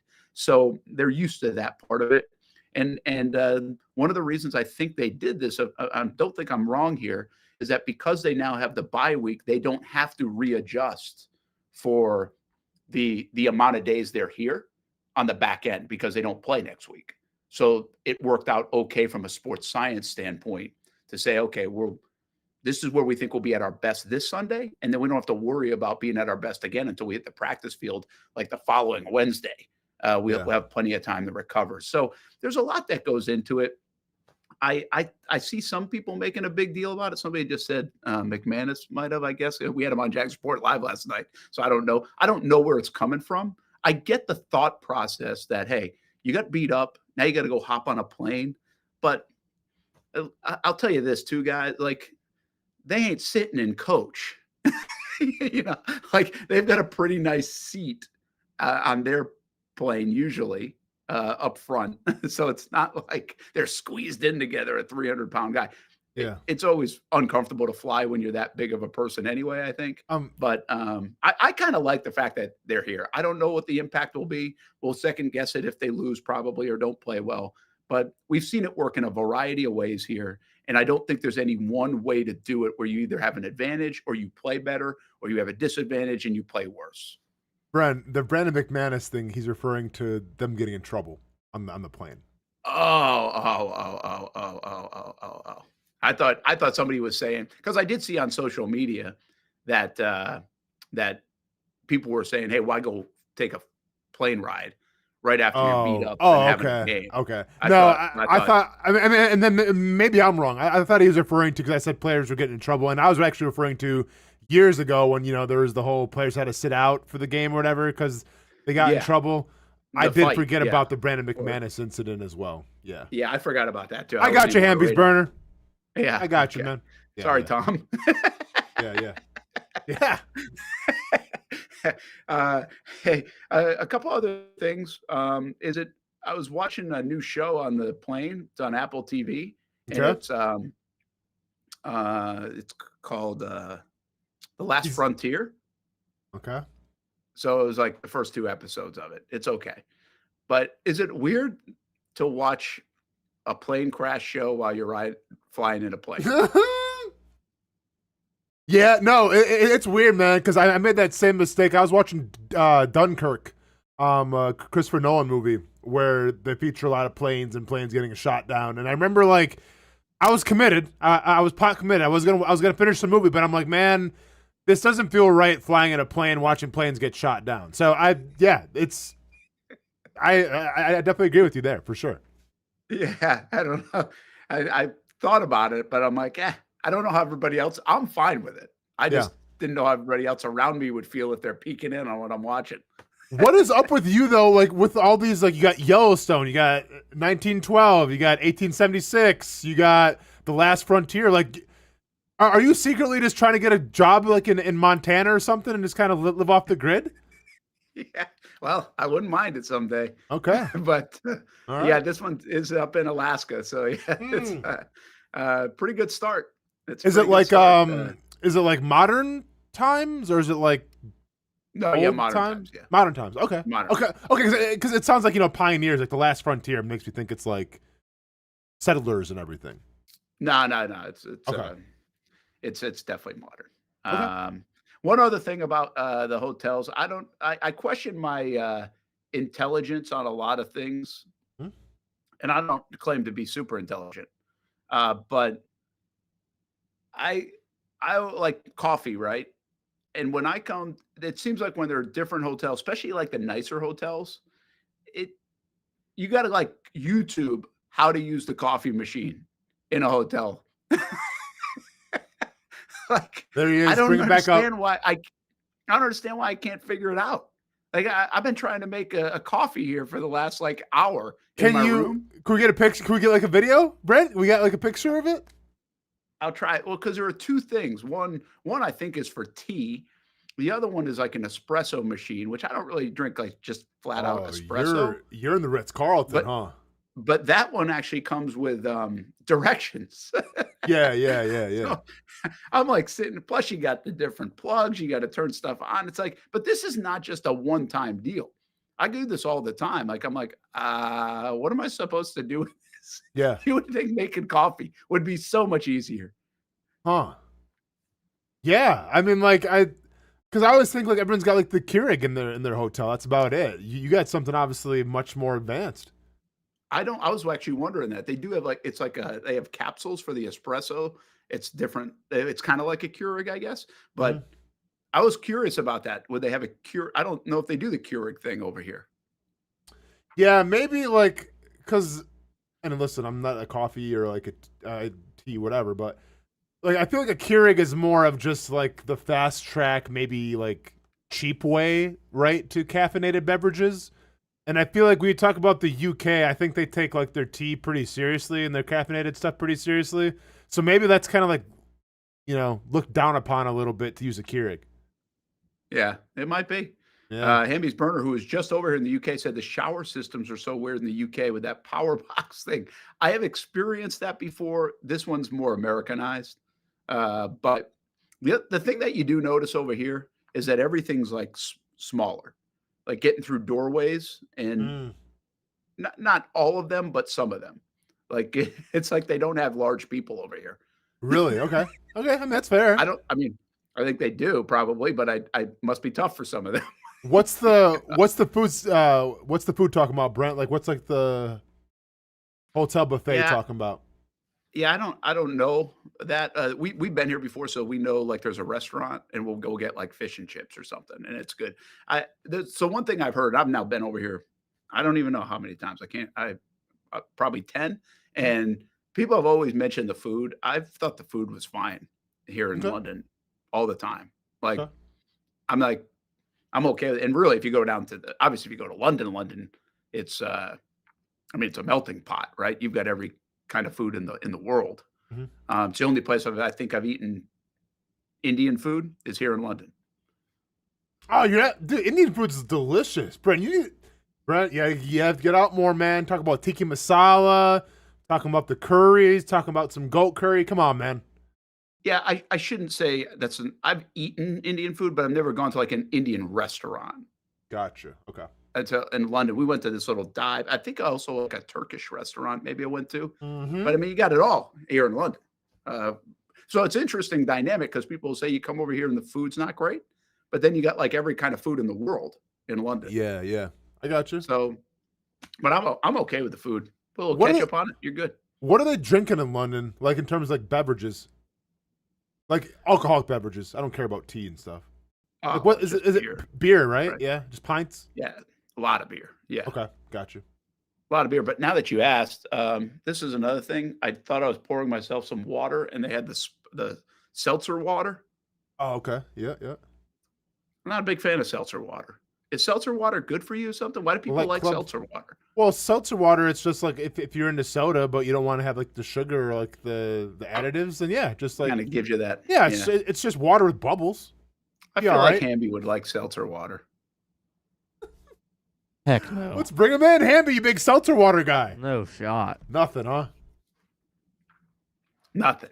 I'm going to the Patrick Mahomes reel it back in. There you go. Yeah, reel it back in. We just got in seltzer water. Yeah. I made a mistake. I just like the regular tap water.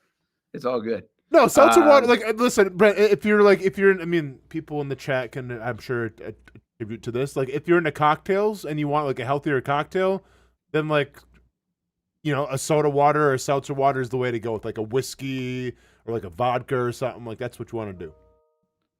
Yeah, I get it. That makes sense. So it's a class above me. It feels like. Yeah, get you a Guinness, Brent. Guinness. I heard this is an Ireland thing because I'm a fan of Guinness. But I heard that Guinness tastes a lot different than it does in the States, like in Europe. We would have to bring Weber on for that because I think he'll do a Guinness. I'm not a dark beer guy. Okay. Like I can do it, but I don't like. If I've got another option, I usually go the other option. Gotcha. So I couldn't tell you like Guinness in the States versus Guinness here. I'm assuming it's better here. I would think, right? I would assume so, but yeah. Seltzer water is good for cleaning stains. All right. Well, if I spill anything, I'll get that. Seltzer water tastes like TV static might be the quote of the day. I love that. I'm trying to process that. Seltzer water tastes like TV static. I would say that, and also Hawaiian Punch, like the old school Hawaiian Punch, tastes like that as well. You don't like the old school Hawaiian No, Punch? no. It just it never satisfies your thirst. You're constantly thirsty from drinking it.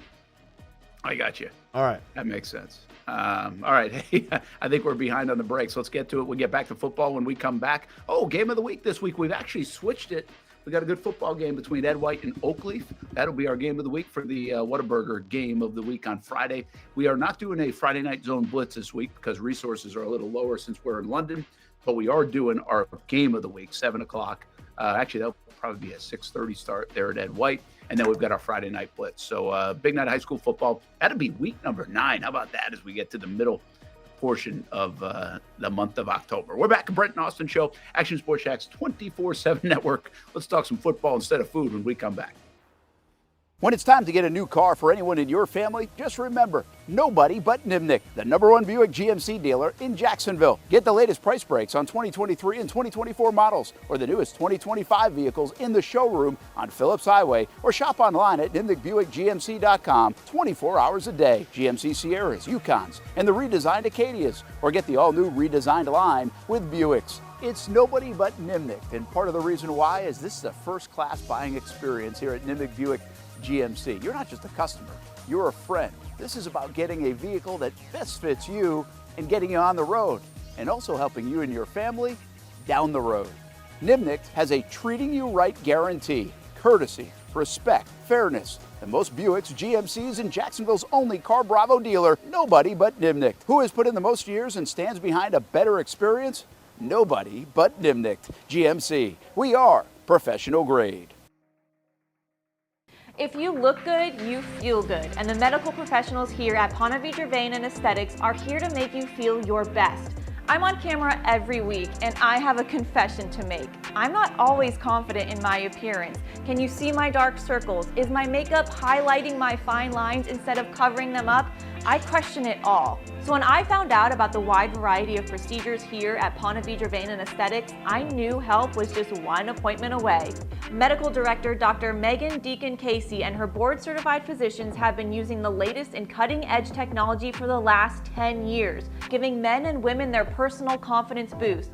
From Botox, fillers, Morpheus 8, and so much more. The hardest part was figuring out what I needed. Thankfully, the medical team walked me through what would work best for me through a free consultation. Come look and feel your best with the team here at Ponte Vedra Vein and Aesthetics. Visit them at one of their 2 locations, either over in Ponte Vedra or on the south side.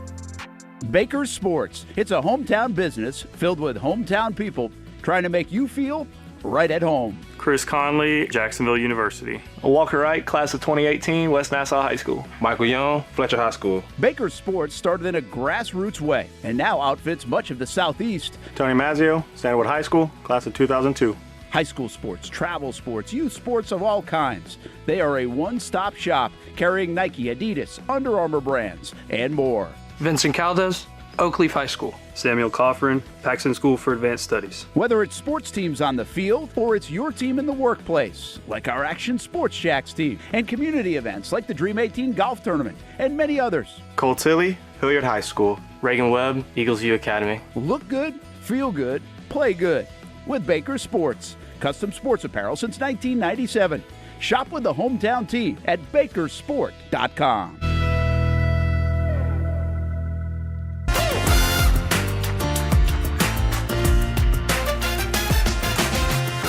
Empower a future, inspire a dream. It's a bold but simple mission for the Jacksonville Police Athletic League known as Jax PAL. Help the next generation of kids in Jacksonville shape a brighter future.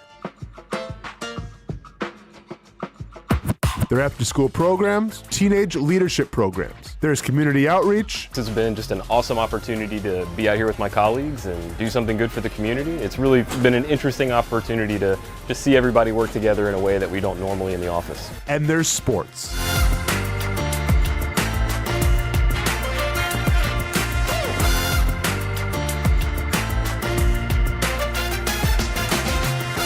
There are also ways you can help the next generation with a donation of any kind.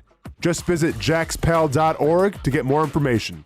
Empower a future, inspire a dream with Jax PAL. Most of us know how to throw.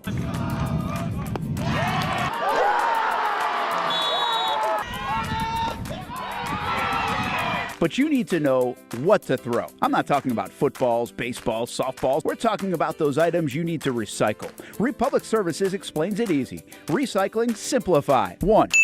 Know what to throw. When in doubt, throw it out. 2. Empty, clean, and dry those materials. It takes an extra minute, but it makes a big difference. And 3.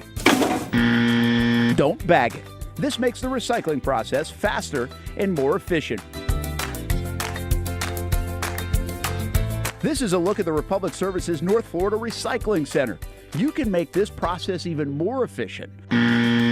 By utilizing those 3 steps, Republic Services can help you become a better recycler in your home.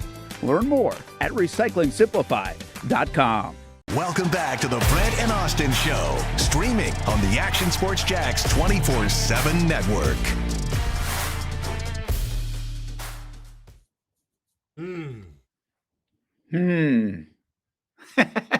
Gaining, Casey. Hey, we're gaining. come back. Slowly but surely. A little bit of a comeback. 5 out. Man, we struggling here, Hamby. Yeah, we're not doing so hot right now. That's 2 bad weeks in a row. Welcome you back, Brent and Austen Show. Brent Martineau from London, Austen Lane in Jacksonville, along with Jason Hamby. Is Casey Kurtz in there too? Maybe, perhaps. Casey, we'll would see you like him the intro? here He's this not hour. here. Okay, he's not here. He's not here. Very good. Okay, Hamby. Do you need an intro? Is it still an intro or what? I mean, if you want to. I got you, Casey. Yep.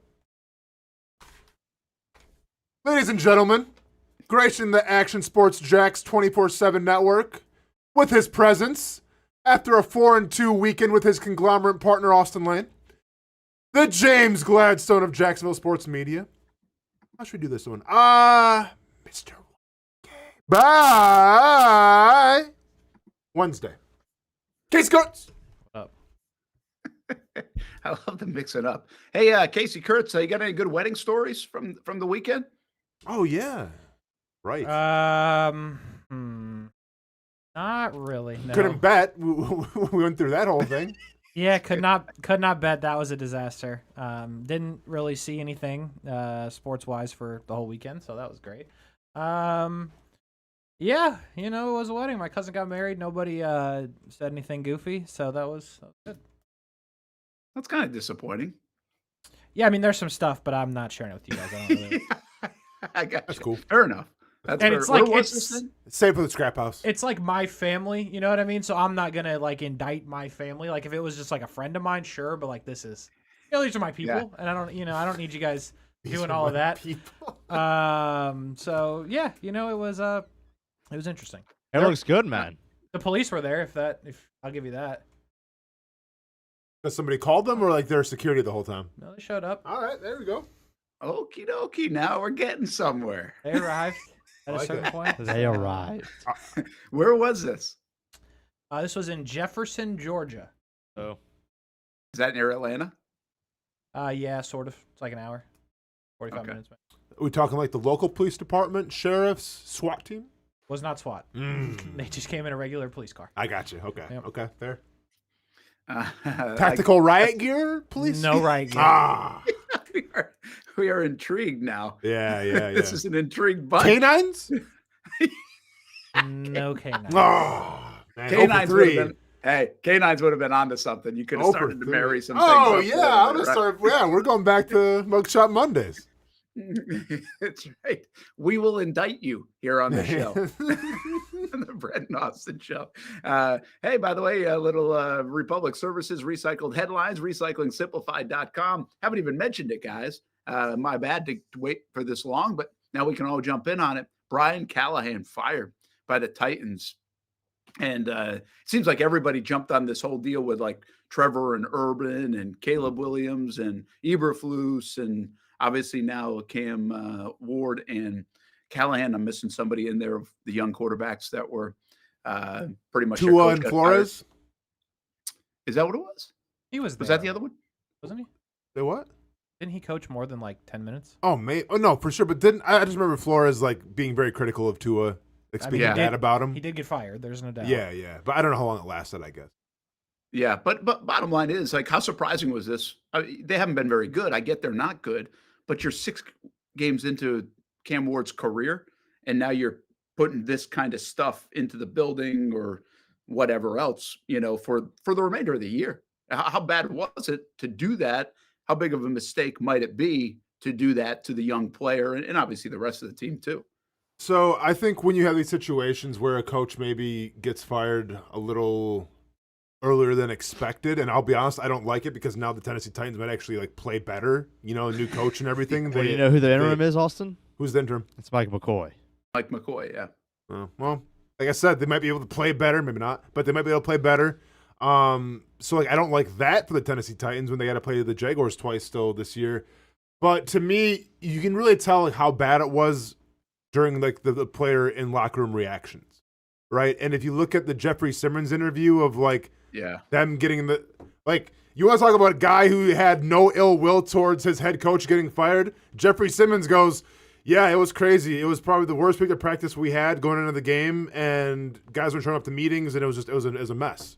Like, that's what you say when your coach is fired? Yeah, it must have been pretty bad behind closed doors. So if that's the narrative, then I'm not surprised at all.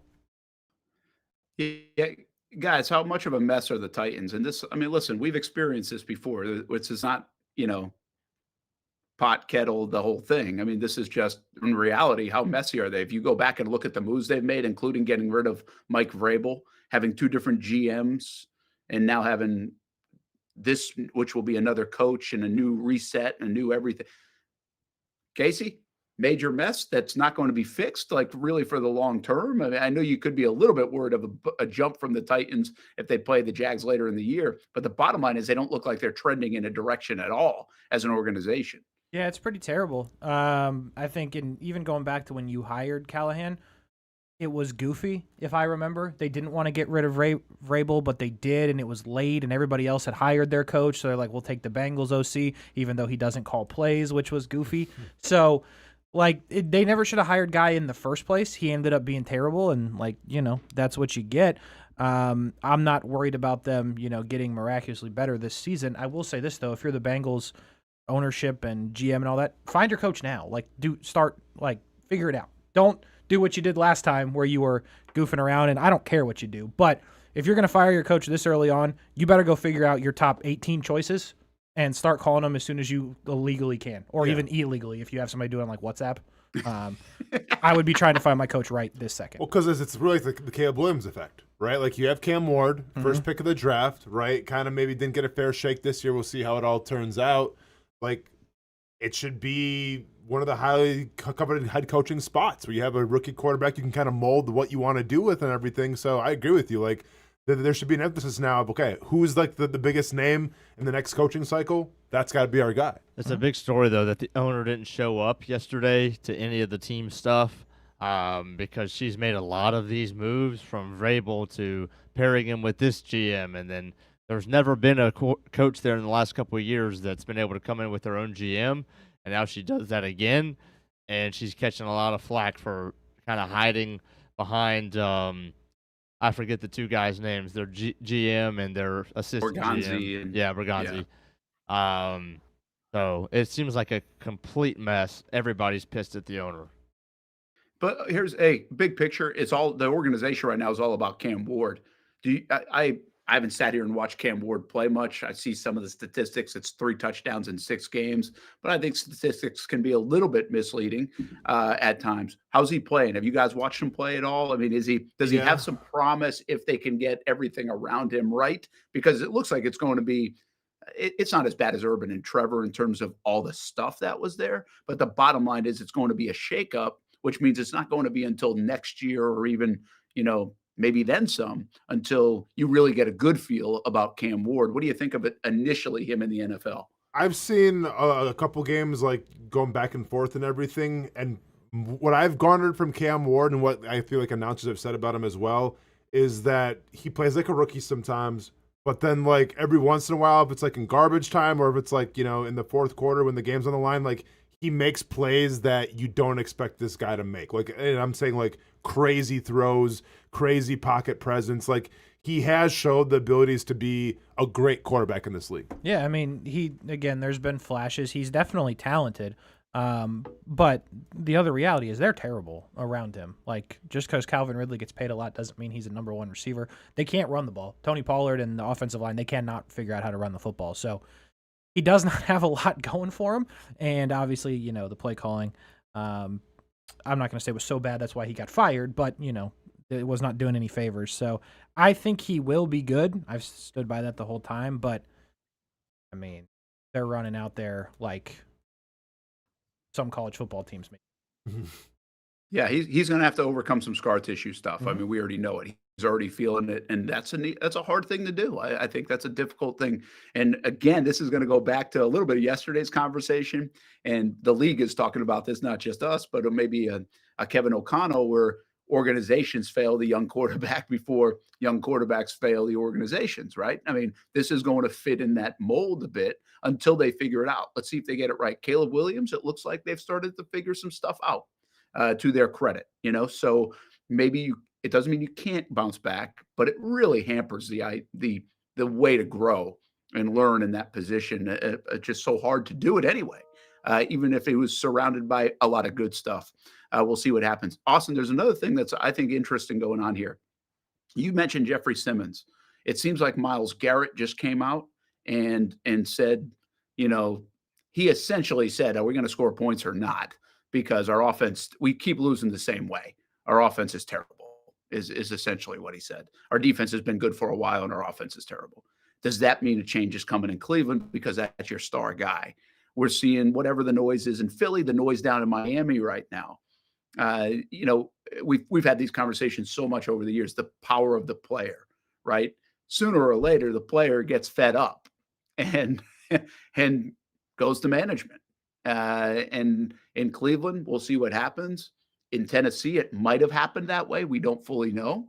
And then, I mean, I think the Miami and even Philly situation is different. It's not necessarily player toward coach, but it's certainly outspoken player. And even Tua, who got a little bit scolded by Mike McDaniel, the way he handled it as the quarterback, coming out in public saying it. So a lot of stuff going on around the league. And I don't think this is that much of a surprise, especially with struggling teams, to hear star players making a little noise. Yeah, I mean, I think, like, listen, if I'm Myles Garrett, and here's what people don't really understand, is that, okay, you pay these guys top dollar contracts, so it's like, okay, we're getting paid all this money, like, just be thankful for that.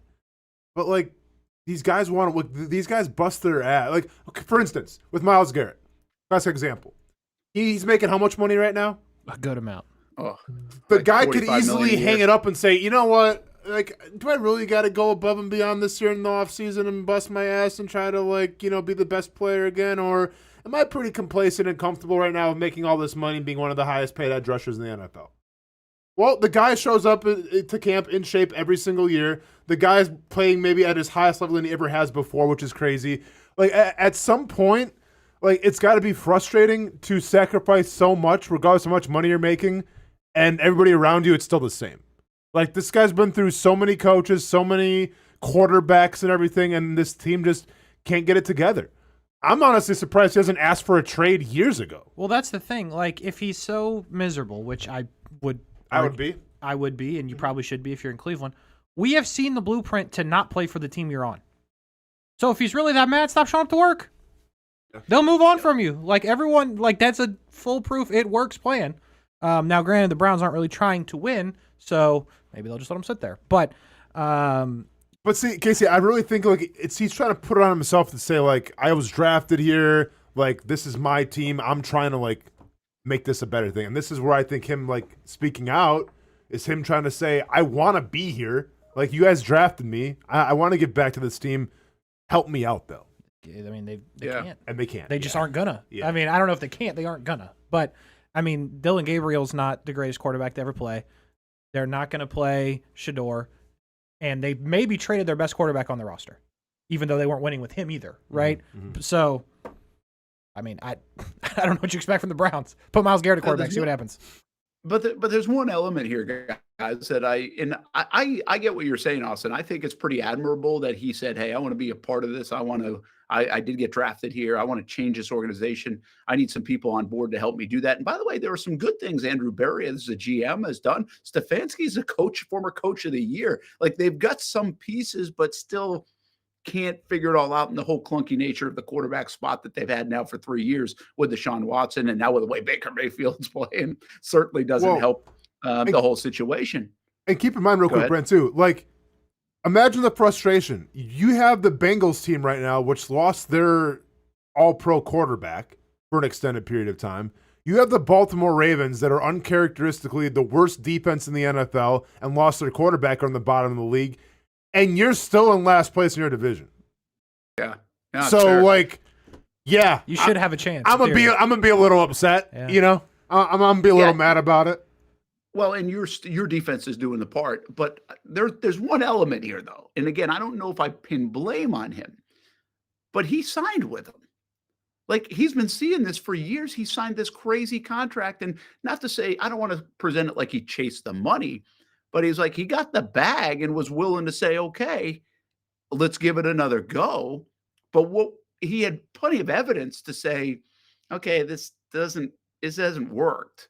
So he could have tried to force his way out before he, did that and signed with this football team. So, and it just comes across like, hey, the money was okay. You got to get what comes with the money in Cleveland. But I think he could have got money anyway. I literally, maybe I'm wrong. I don't know Myles Garrett personally. But to me, this is like the Max Crosby effect. I think these guys get drafted to teams and they want to see it through.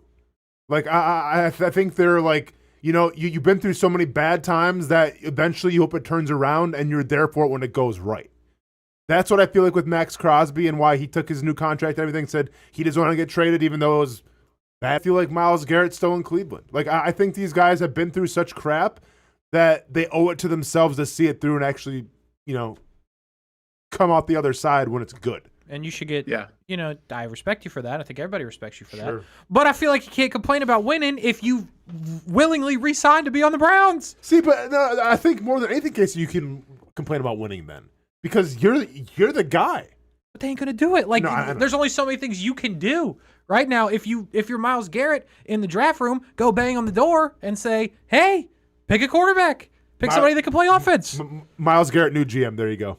Let him make all the decisions. I mean, LeBron James style.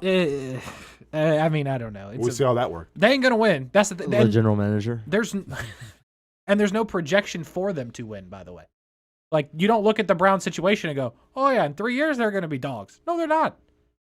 I mean, unless they pick first overall and get a quarterback. But they need a quarterback. Judging by their track record, they'll screw that up too. They'll pick the wrong guy. Yeah, and it's not like Joe Burrow's who get hurt every single season, where like the Bengals will be bad. It's not like I feel like the Ravens will eventually figure it out again. Unless like Jim Harbaugh's or John Harbaugh's like done. Like, I think they're gonna be okay. Like, this is your year. Like, you're cooked, Myles Garrett.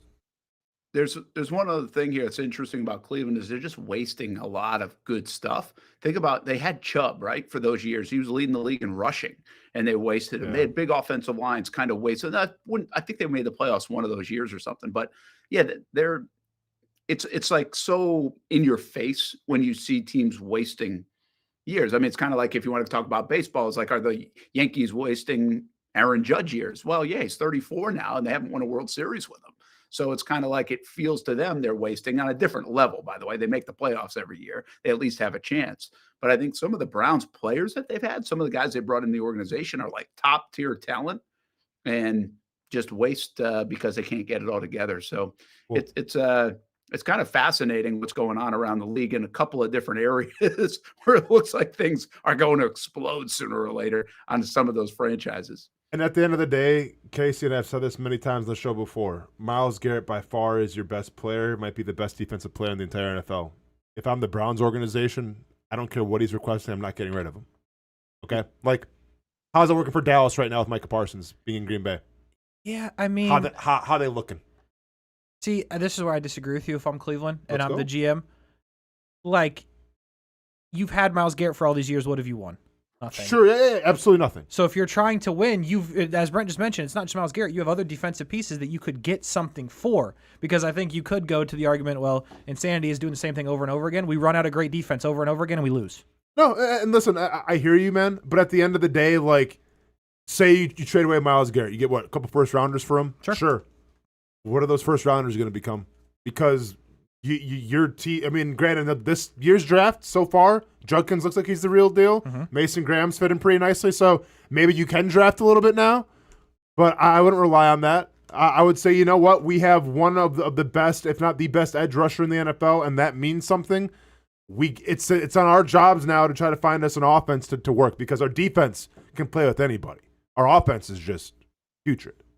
Yeah, I think your point is always a good one, Austin. I think that resonates. I will say this, though. We said this about the New York Giants, and they've been able to recover, at least for the short term, with Scadaboo and Dart. They feel like they've replaced their guys, at least found some guys that can do it. So now I think that's more of a short-term thing. I don't know if that's a full long-term answer with those two guys right now. I think it's feels a little bit Jeremy Lin to me at the moment. Have some respect. I mean, holy cow, Brent.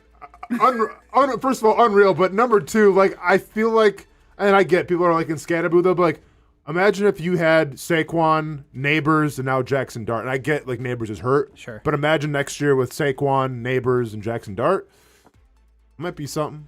Yeah, I mean, Scadaboo certainly has a shelf life if he keeps headbutting walls. So, maybe you're right about the Jeremy Lin thing, but we'll see. I mean, if he was headbutting walls in college and he's still here doing his thing, maybe the guy's like indestructible. No, he's either indestructible or he's moments away from it all, not being able to count to four.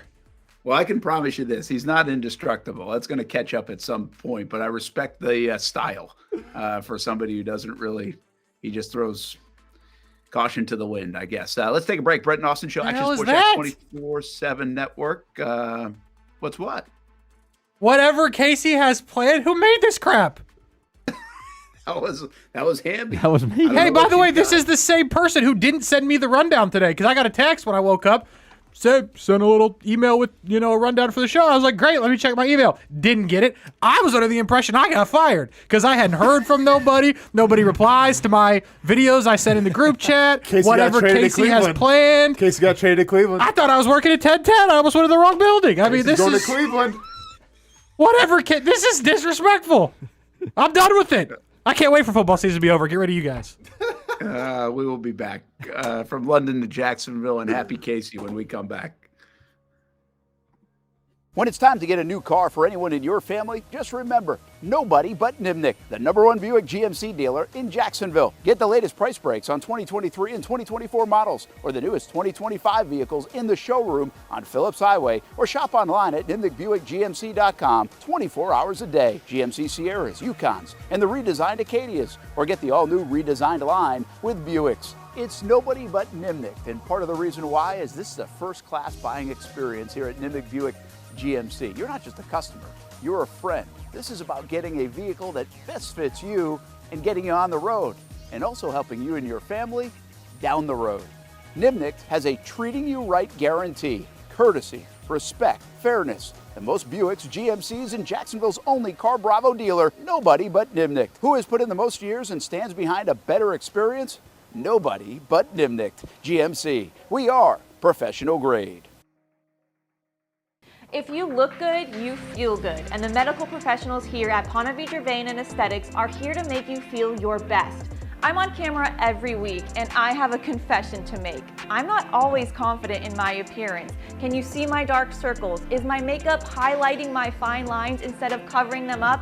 I question it all. So when I found out about the wide variety of procedures here at Ponte Vedra Vein and Aesthetics, I knew help was just one appointment away. Medical Director Dr. Megan Deacon Casey and her board-certified physicians have been using the latest in cutting-edge technology for the last 10 years, giving men and women their personal confidence boost. From Botox, fillers, Morpheus 8, and so much more. The hardest part was figuring out what I needed. Thankfully, the medical team walked me through what would work best for me through a free consultation. Come look and feel your best with the team here at Ponte Vedra Vein and Aesthetics. Visit them at one of their 2 locations, either over in Ponte Vedra or on the south side. Baker's Sports. It's a hometown business filled with hometown people trying to make you feel right at home. Chris Conley, Jacksonville University. Walker Wright, class of 2018, West Nassau High School. Michael Young, Fletcher High School. Baker's Sports started in a grassroots way and now outfits much of the Southeast. Tony Mazzio, Stanwood High School, class of 2002. High school sports, travel sports, youth sports of all kinds. They are a one-stop shop carrying Nike, Adidas, Under Armour brands, and more. Vincent Caldes, Oakleaf High School. Samuel Coffrin, Paxton School for Advanced Studies. Whether it's sports teams on the field or it's your team in the workplace, like our Action Sports Jacks team, and community events like the Dream 18 Golf Tournament, and many others. Cole Tilley, Hilliard High School. Reagan Webb, Eagles View Academy. Look good, feel good, play good with Baker Sports. Custom sports apparel since 1997. Shop with the hometown team at bakersport.com.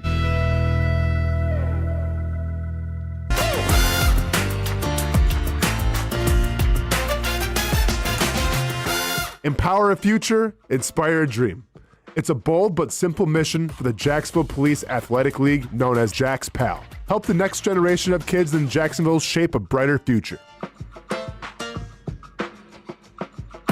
Their after-school programs, teenage leadership programs. There's community outreach. It's been just an awesome opportunity to be out here with my colleagues and do something good for the community. It's really been an interesting opportunity to just see everybody work together in a way that we don't normally in the office. And there's sports.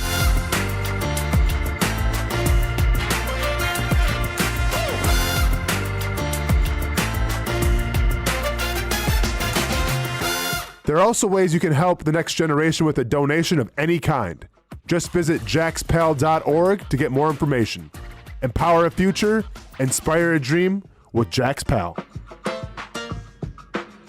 Most of us know how to throw.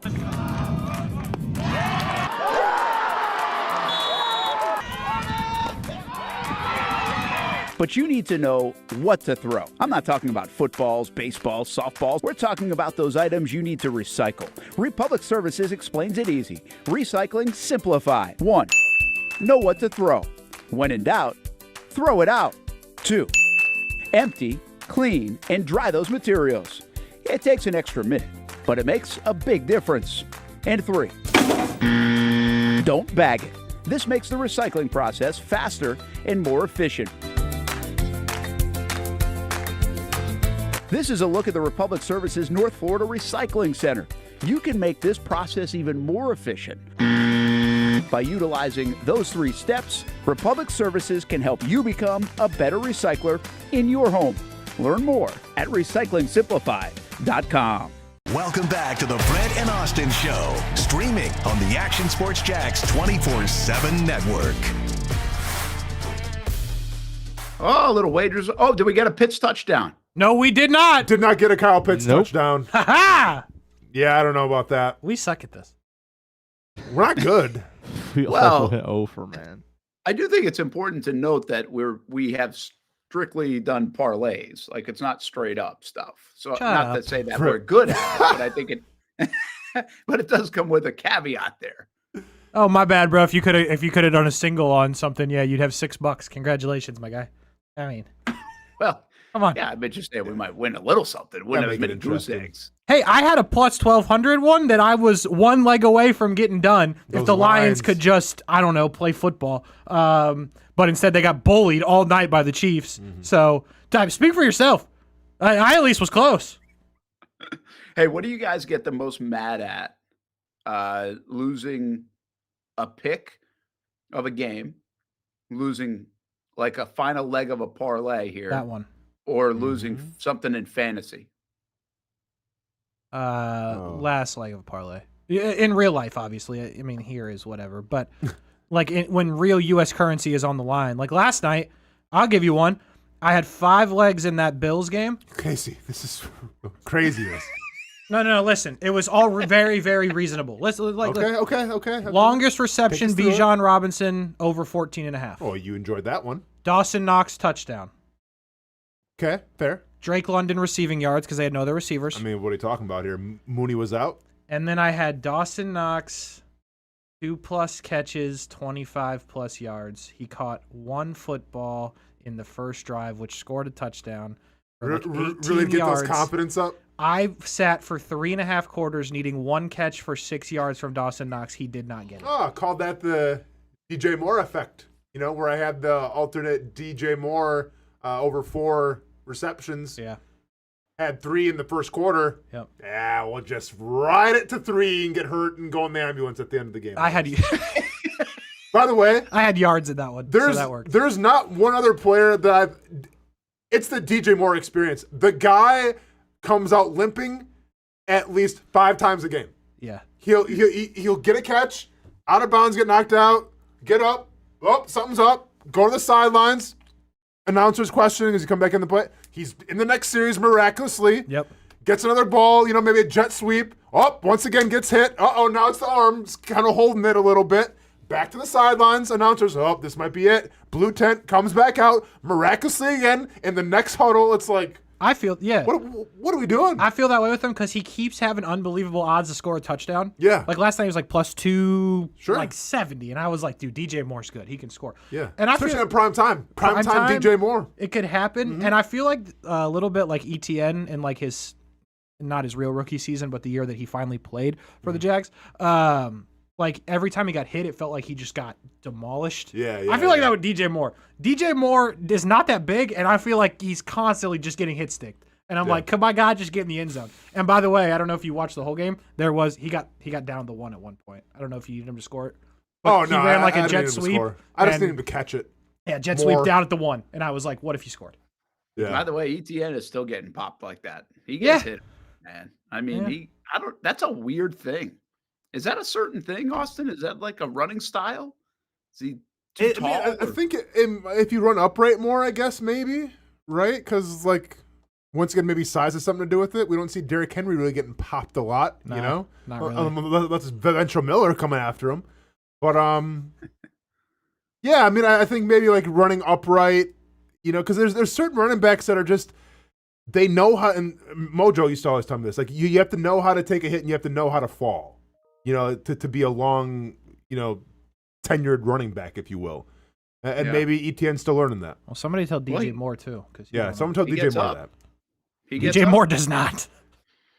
Hey, Hamby, we getting to something? Do I have to get to something? Because I got another question. If not, Casey's got something for us. You don't have to get to it. What you got? No, it's just a quick question. I wanted to ask you guys, who's the crazier team right now in the NFL, Carolina or Atlanta? In terms of, I mean, maybe there's another one in the mix. They lost 30-0 to the Panthers, then beat the best team in the NFL. What, do you mean crazy, like exceeding expectations? Like, what do you mean by crazy? No, I mean, unpredictable. Wonderlic scores are the low. Like, what? I mean, it can mean a lot of things. Yeah, well, I mean, like unpredictable. I mean, Carolina has looked good 3 times and looked like a JV team 3 times. Yes. Yeah. And Atlanta lost to the JV team or the good Carolina team, and then just beat the Buffalo Bills and looked really good doing it. By the way, like they looked like that's the potential. The gap between their worst and their best for both of those teams, I don't know if there's another team in the league like those two. So if we're talking, based off that, I'm going Carolina all day because I don't think they're going to win a game after that Jaguars game. I'm like, okay, this team's just not good. And you see like how they're winning football games and who they're depending on to win said football games, like Rocco Dwindle or whatever. Rico Dowdle. Have some respect. Missed it by that much. Have some respect. Missed it by that much. You play fantasy football. I don't have him on my team, obviously, so I don't really care now, do I? Okay. You didn't have him last year? No. He won me 2 matchups this week. Because I thought it was more of like a Chuba Hubbard kind of backfield. Then all of a sudden this guy comes out of nowhere and says, nah, it's going to be my backfield. So Chuba's dead. I don't know what to tell you. Well, yeah, but like I just feel like nobody saw Rocco coming and doing this. I know, I'm playing the bit. No one saw Rocco doing his thing. I like Rocco better, by the way. Call him Rocco. I'm calling him Rocco because he's going to go back to the bench. When I drafted Rocco in 2 leagues very late because I figured at some point he's got to be in. Intellectual right there. Let's go. I took the guy from the Chargers, the Vila or whatever. Yeah, I got him too. Not too shabby. Yeah, I thought Haskins was supposed to play, but yeah. No, we're good. So who? Vidal. So they're both in the same division, by the way. Those teams, Atlanta and Carolina, obviously. Like, are either one of them good? I guess I would ask you. Atlanta's better, I still think. I think Atlanta's better. To answer the overall question, I think Atlanta's better, but I also think Atlanta's the dumber team because like last night, they have their whole thing is Bijan Robinson, Drake London. Michael Penix is not that good. Their offensive line is just okay, but they were bullying last night. Mm-hmm. Them boys woke up feeling dangerous, calling Russell Wilson, and I mean, on defense they were incredible. They beat the Bills, and then next week they'll go out there and score 7. Like, it makes no sense what they're doing. There's a lot of teams like that, though. Like, yeah, but Atlanta. Like, to me, for real. They beat the Bills. Yeah. I know, that's true. Michael Penix. They whooped the Bills, really. They bullied. I mean, it felt like they really beat them pretty good. New England Patriots, top of the AFC East. New England's kind of good, though. Yeah, your guys, you love Vrabel, and he's doing the thing that you thought he would do. And, also love Drake May. Said he was going to be the best quarterback out of that draft class.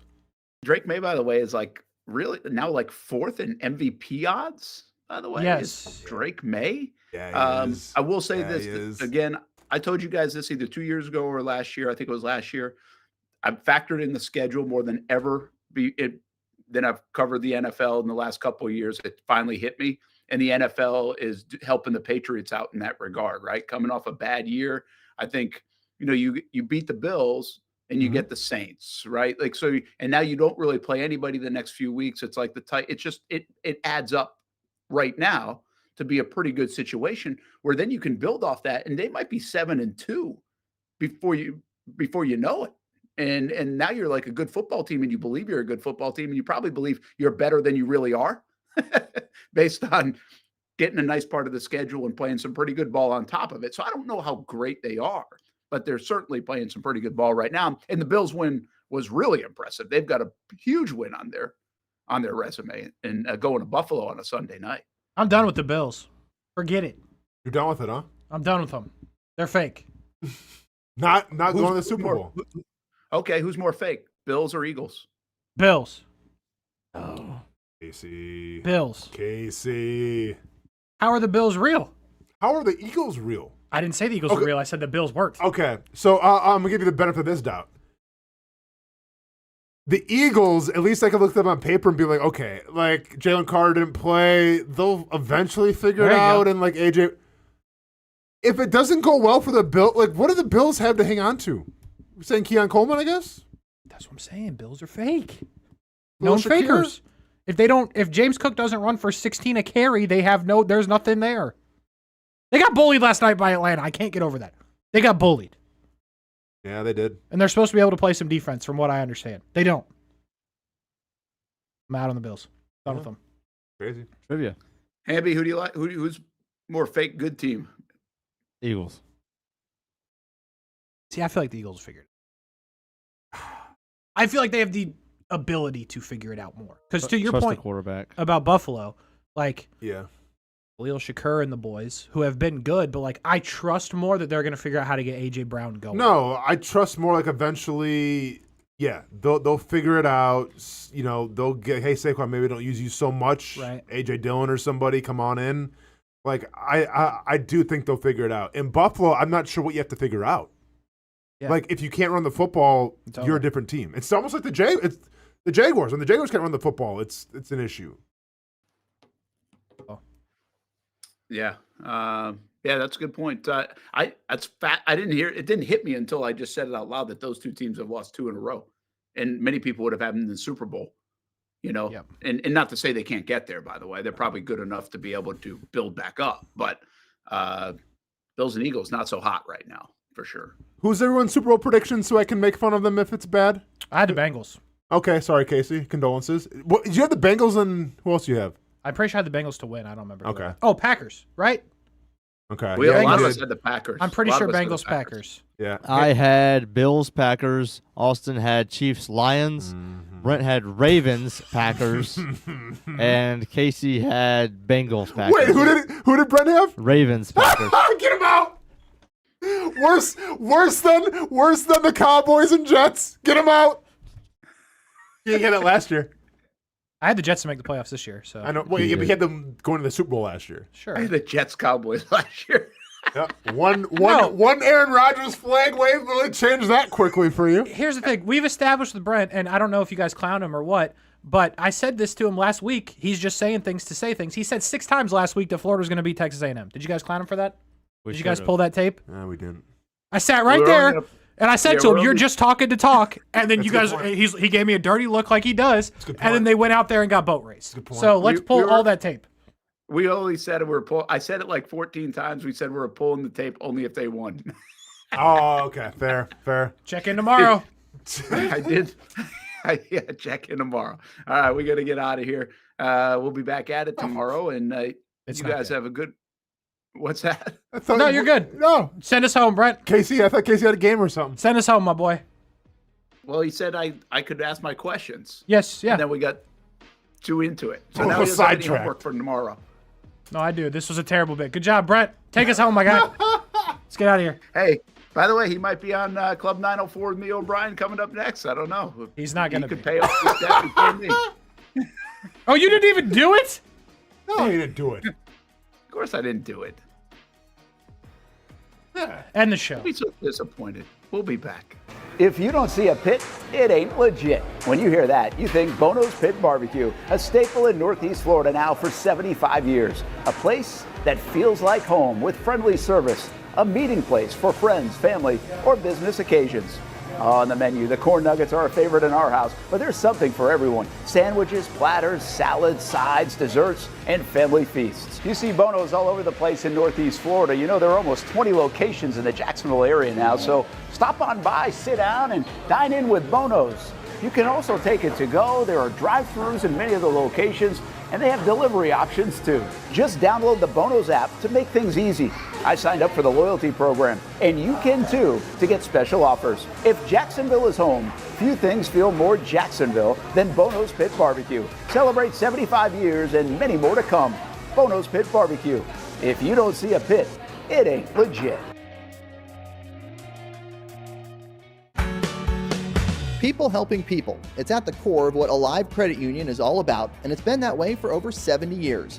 From the start in 1954 to today, the mission remains to inspire financial wellness and give you a financially fit lifestyle. Alive Credit Union and its employees are committed to not only serving their valued members, but also our community here in Northeast Florida. I had a chance to see that commitment firsthand as Alive partnered with our Action Sports Jacks 24/7 team to bring you Armada men's and women's soccer broadcasts. Inside the 18, it is a shot, and it's a goal! Chloe Chivers. And that connection to the community continues with Alive Credit Union's support of the Police Athletic League of Jacksonville. Alive Credit Union's commitment to our community also involves serving the financial needs of all first responders through the recent merger partnership with City and Police Federal Credit Union. Join the community and become a member of Alive Credit Union today. Find out the many ways you can be inspired in financial wellness at Alive.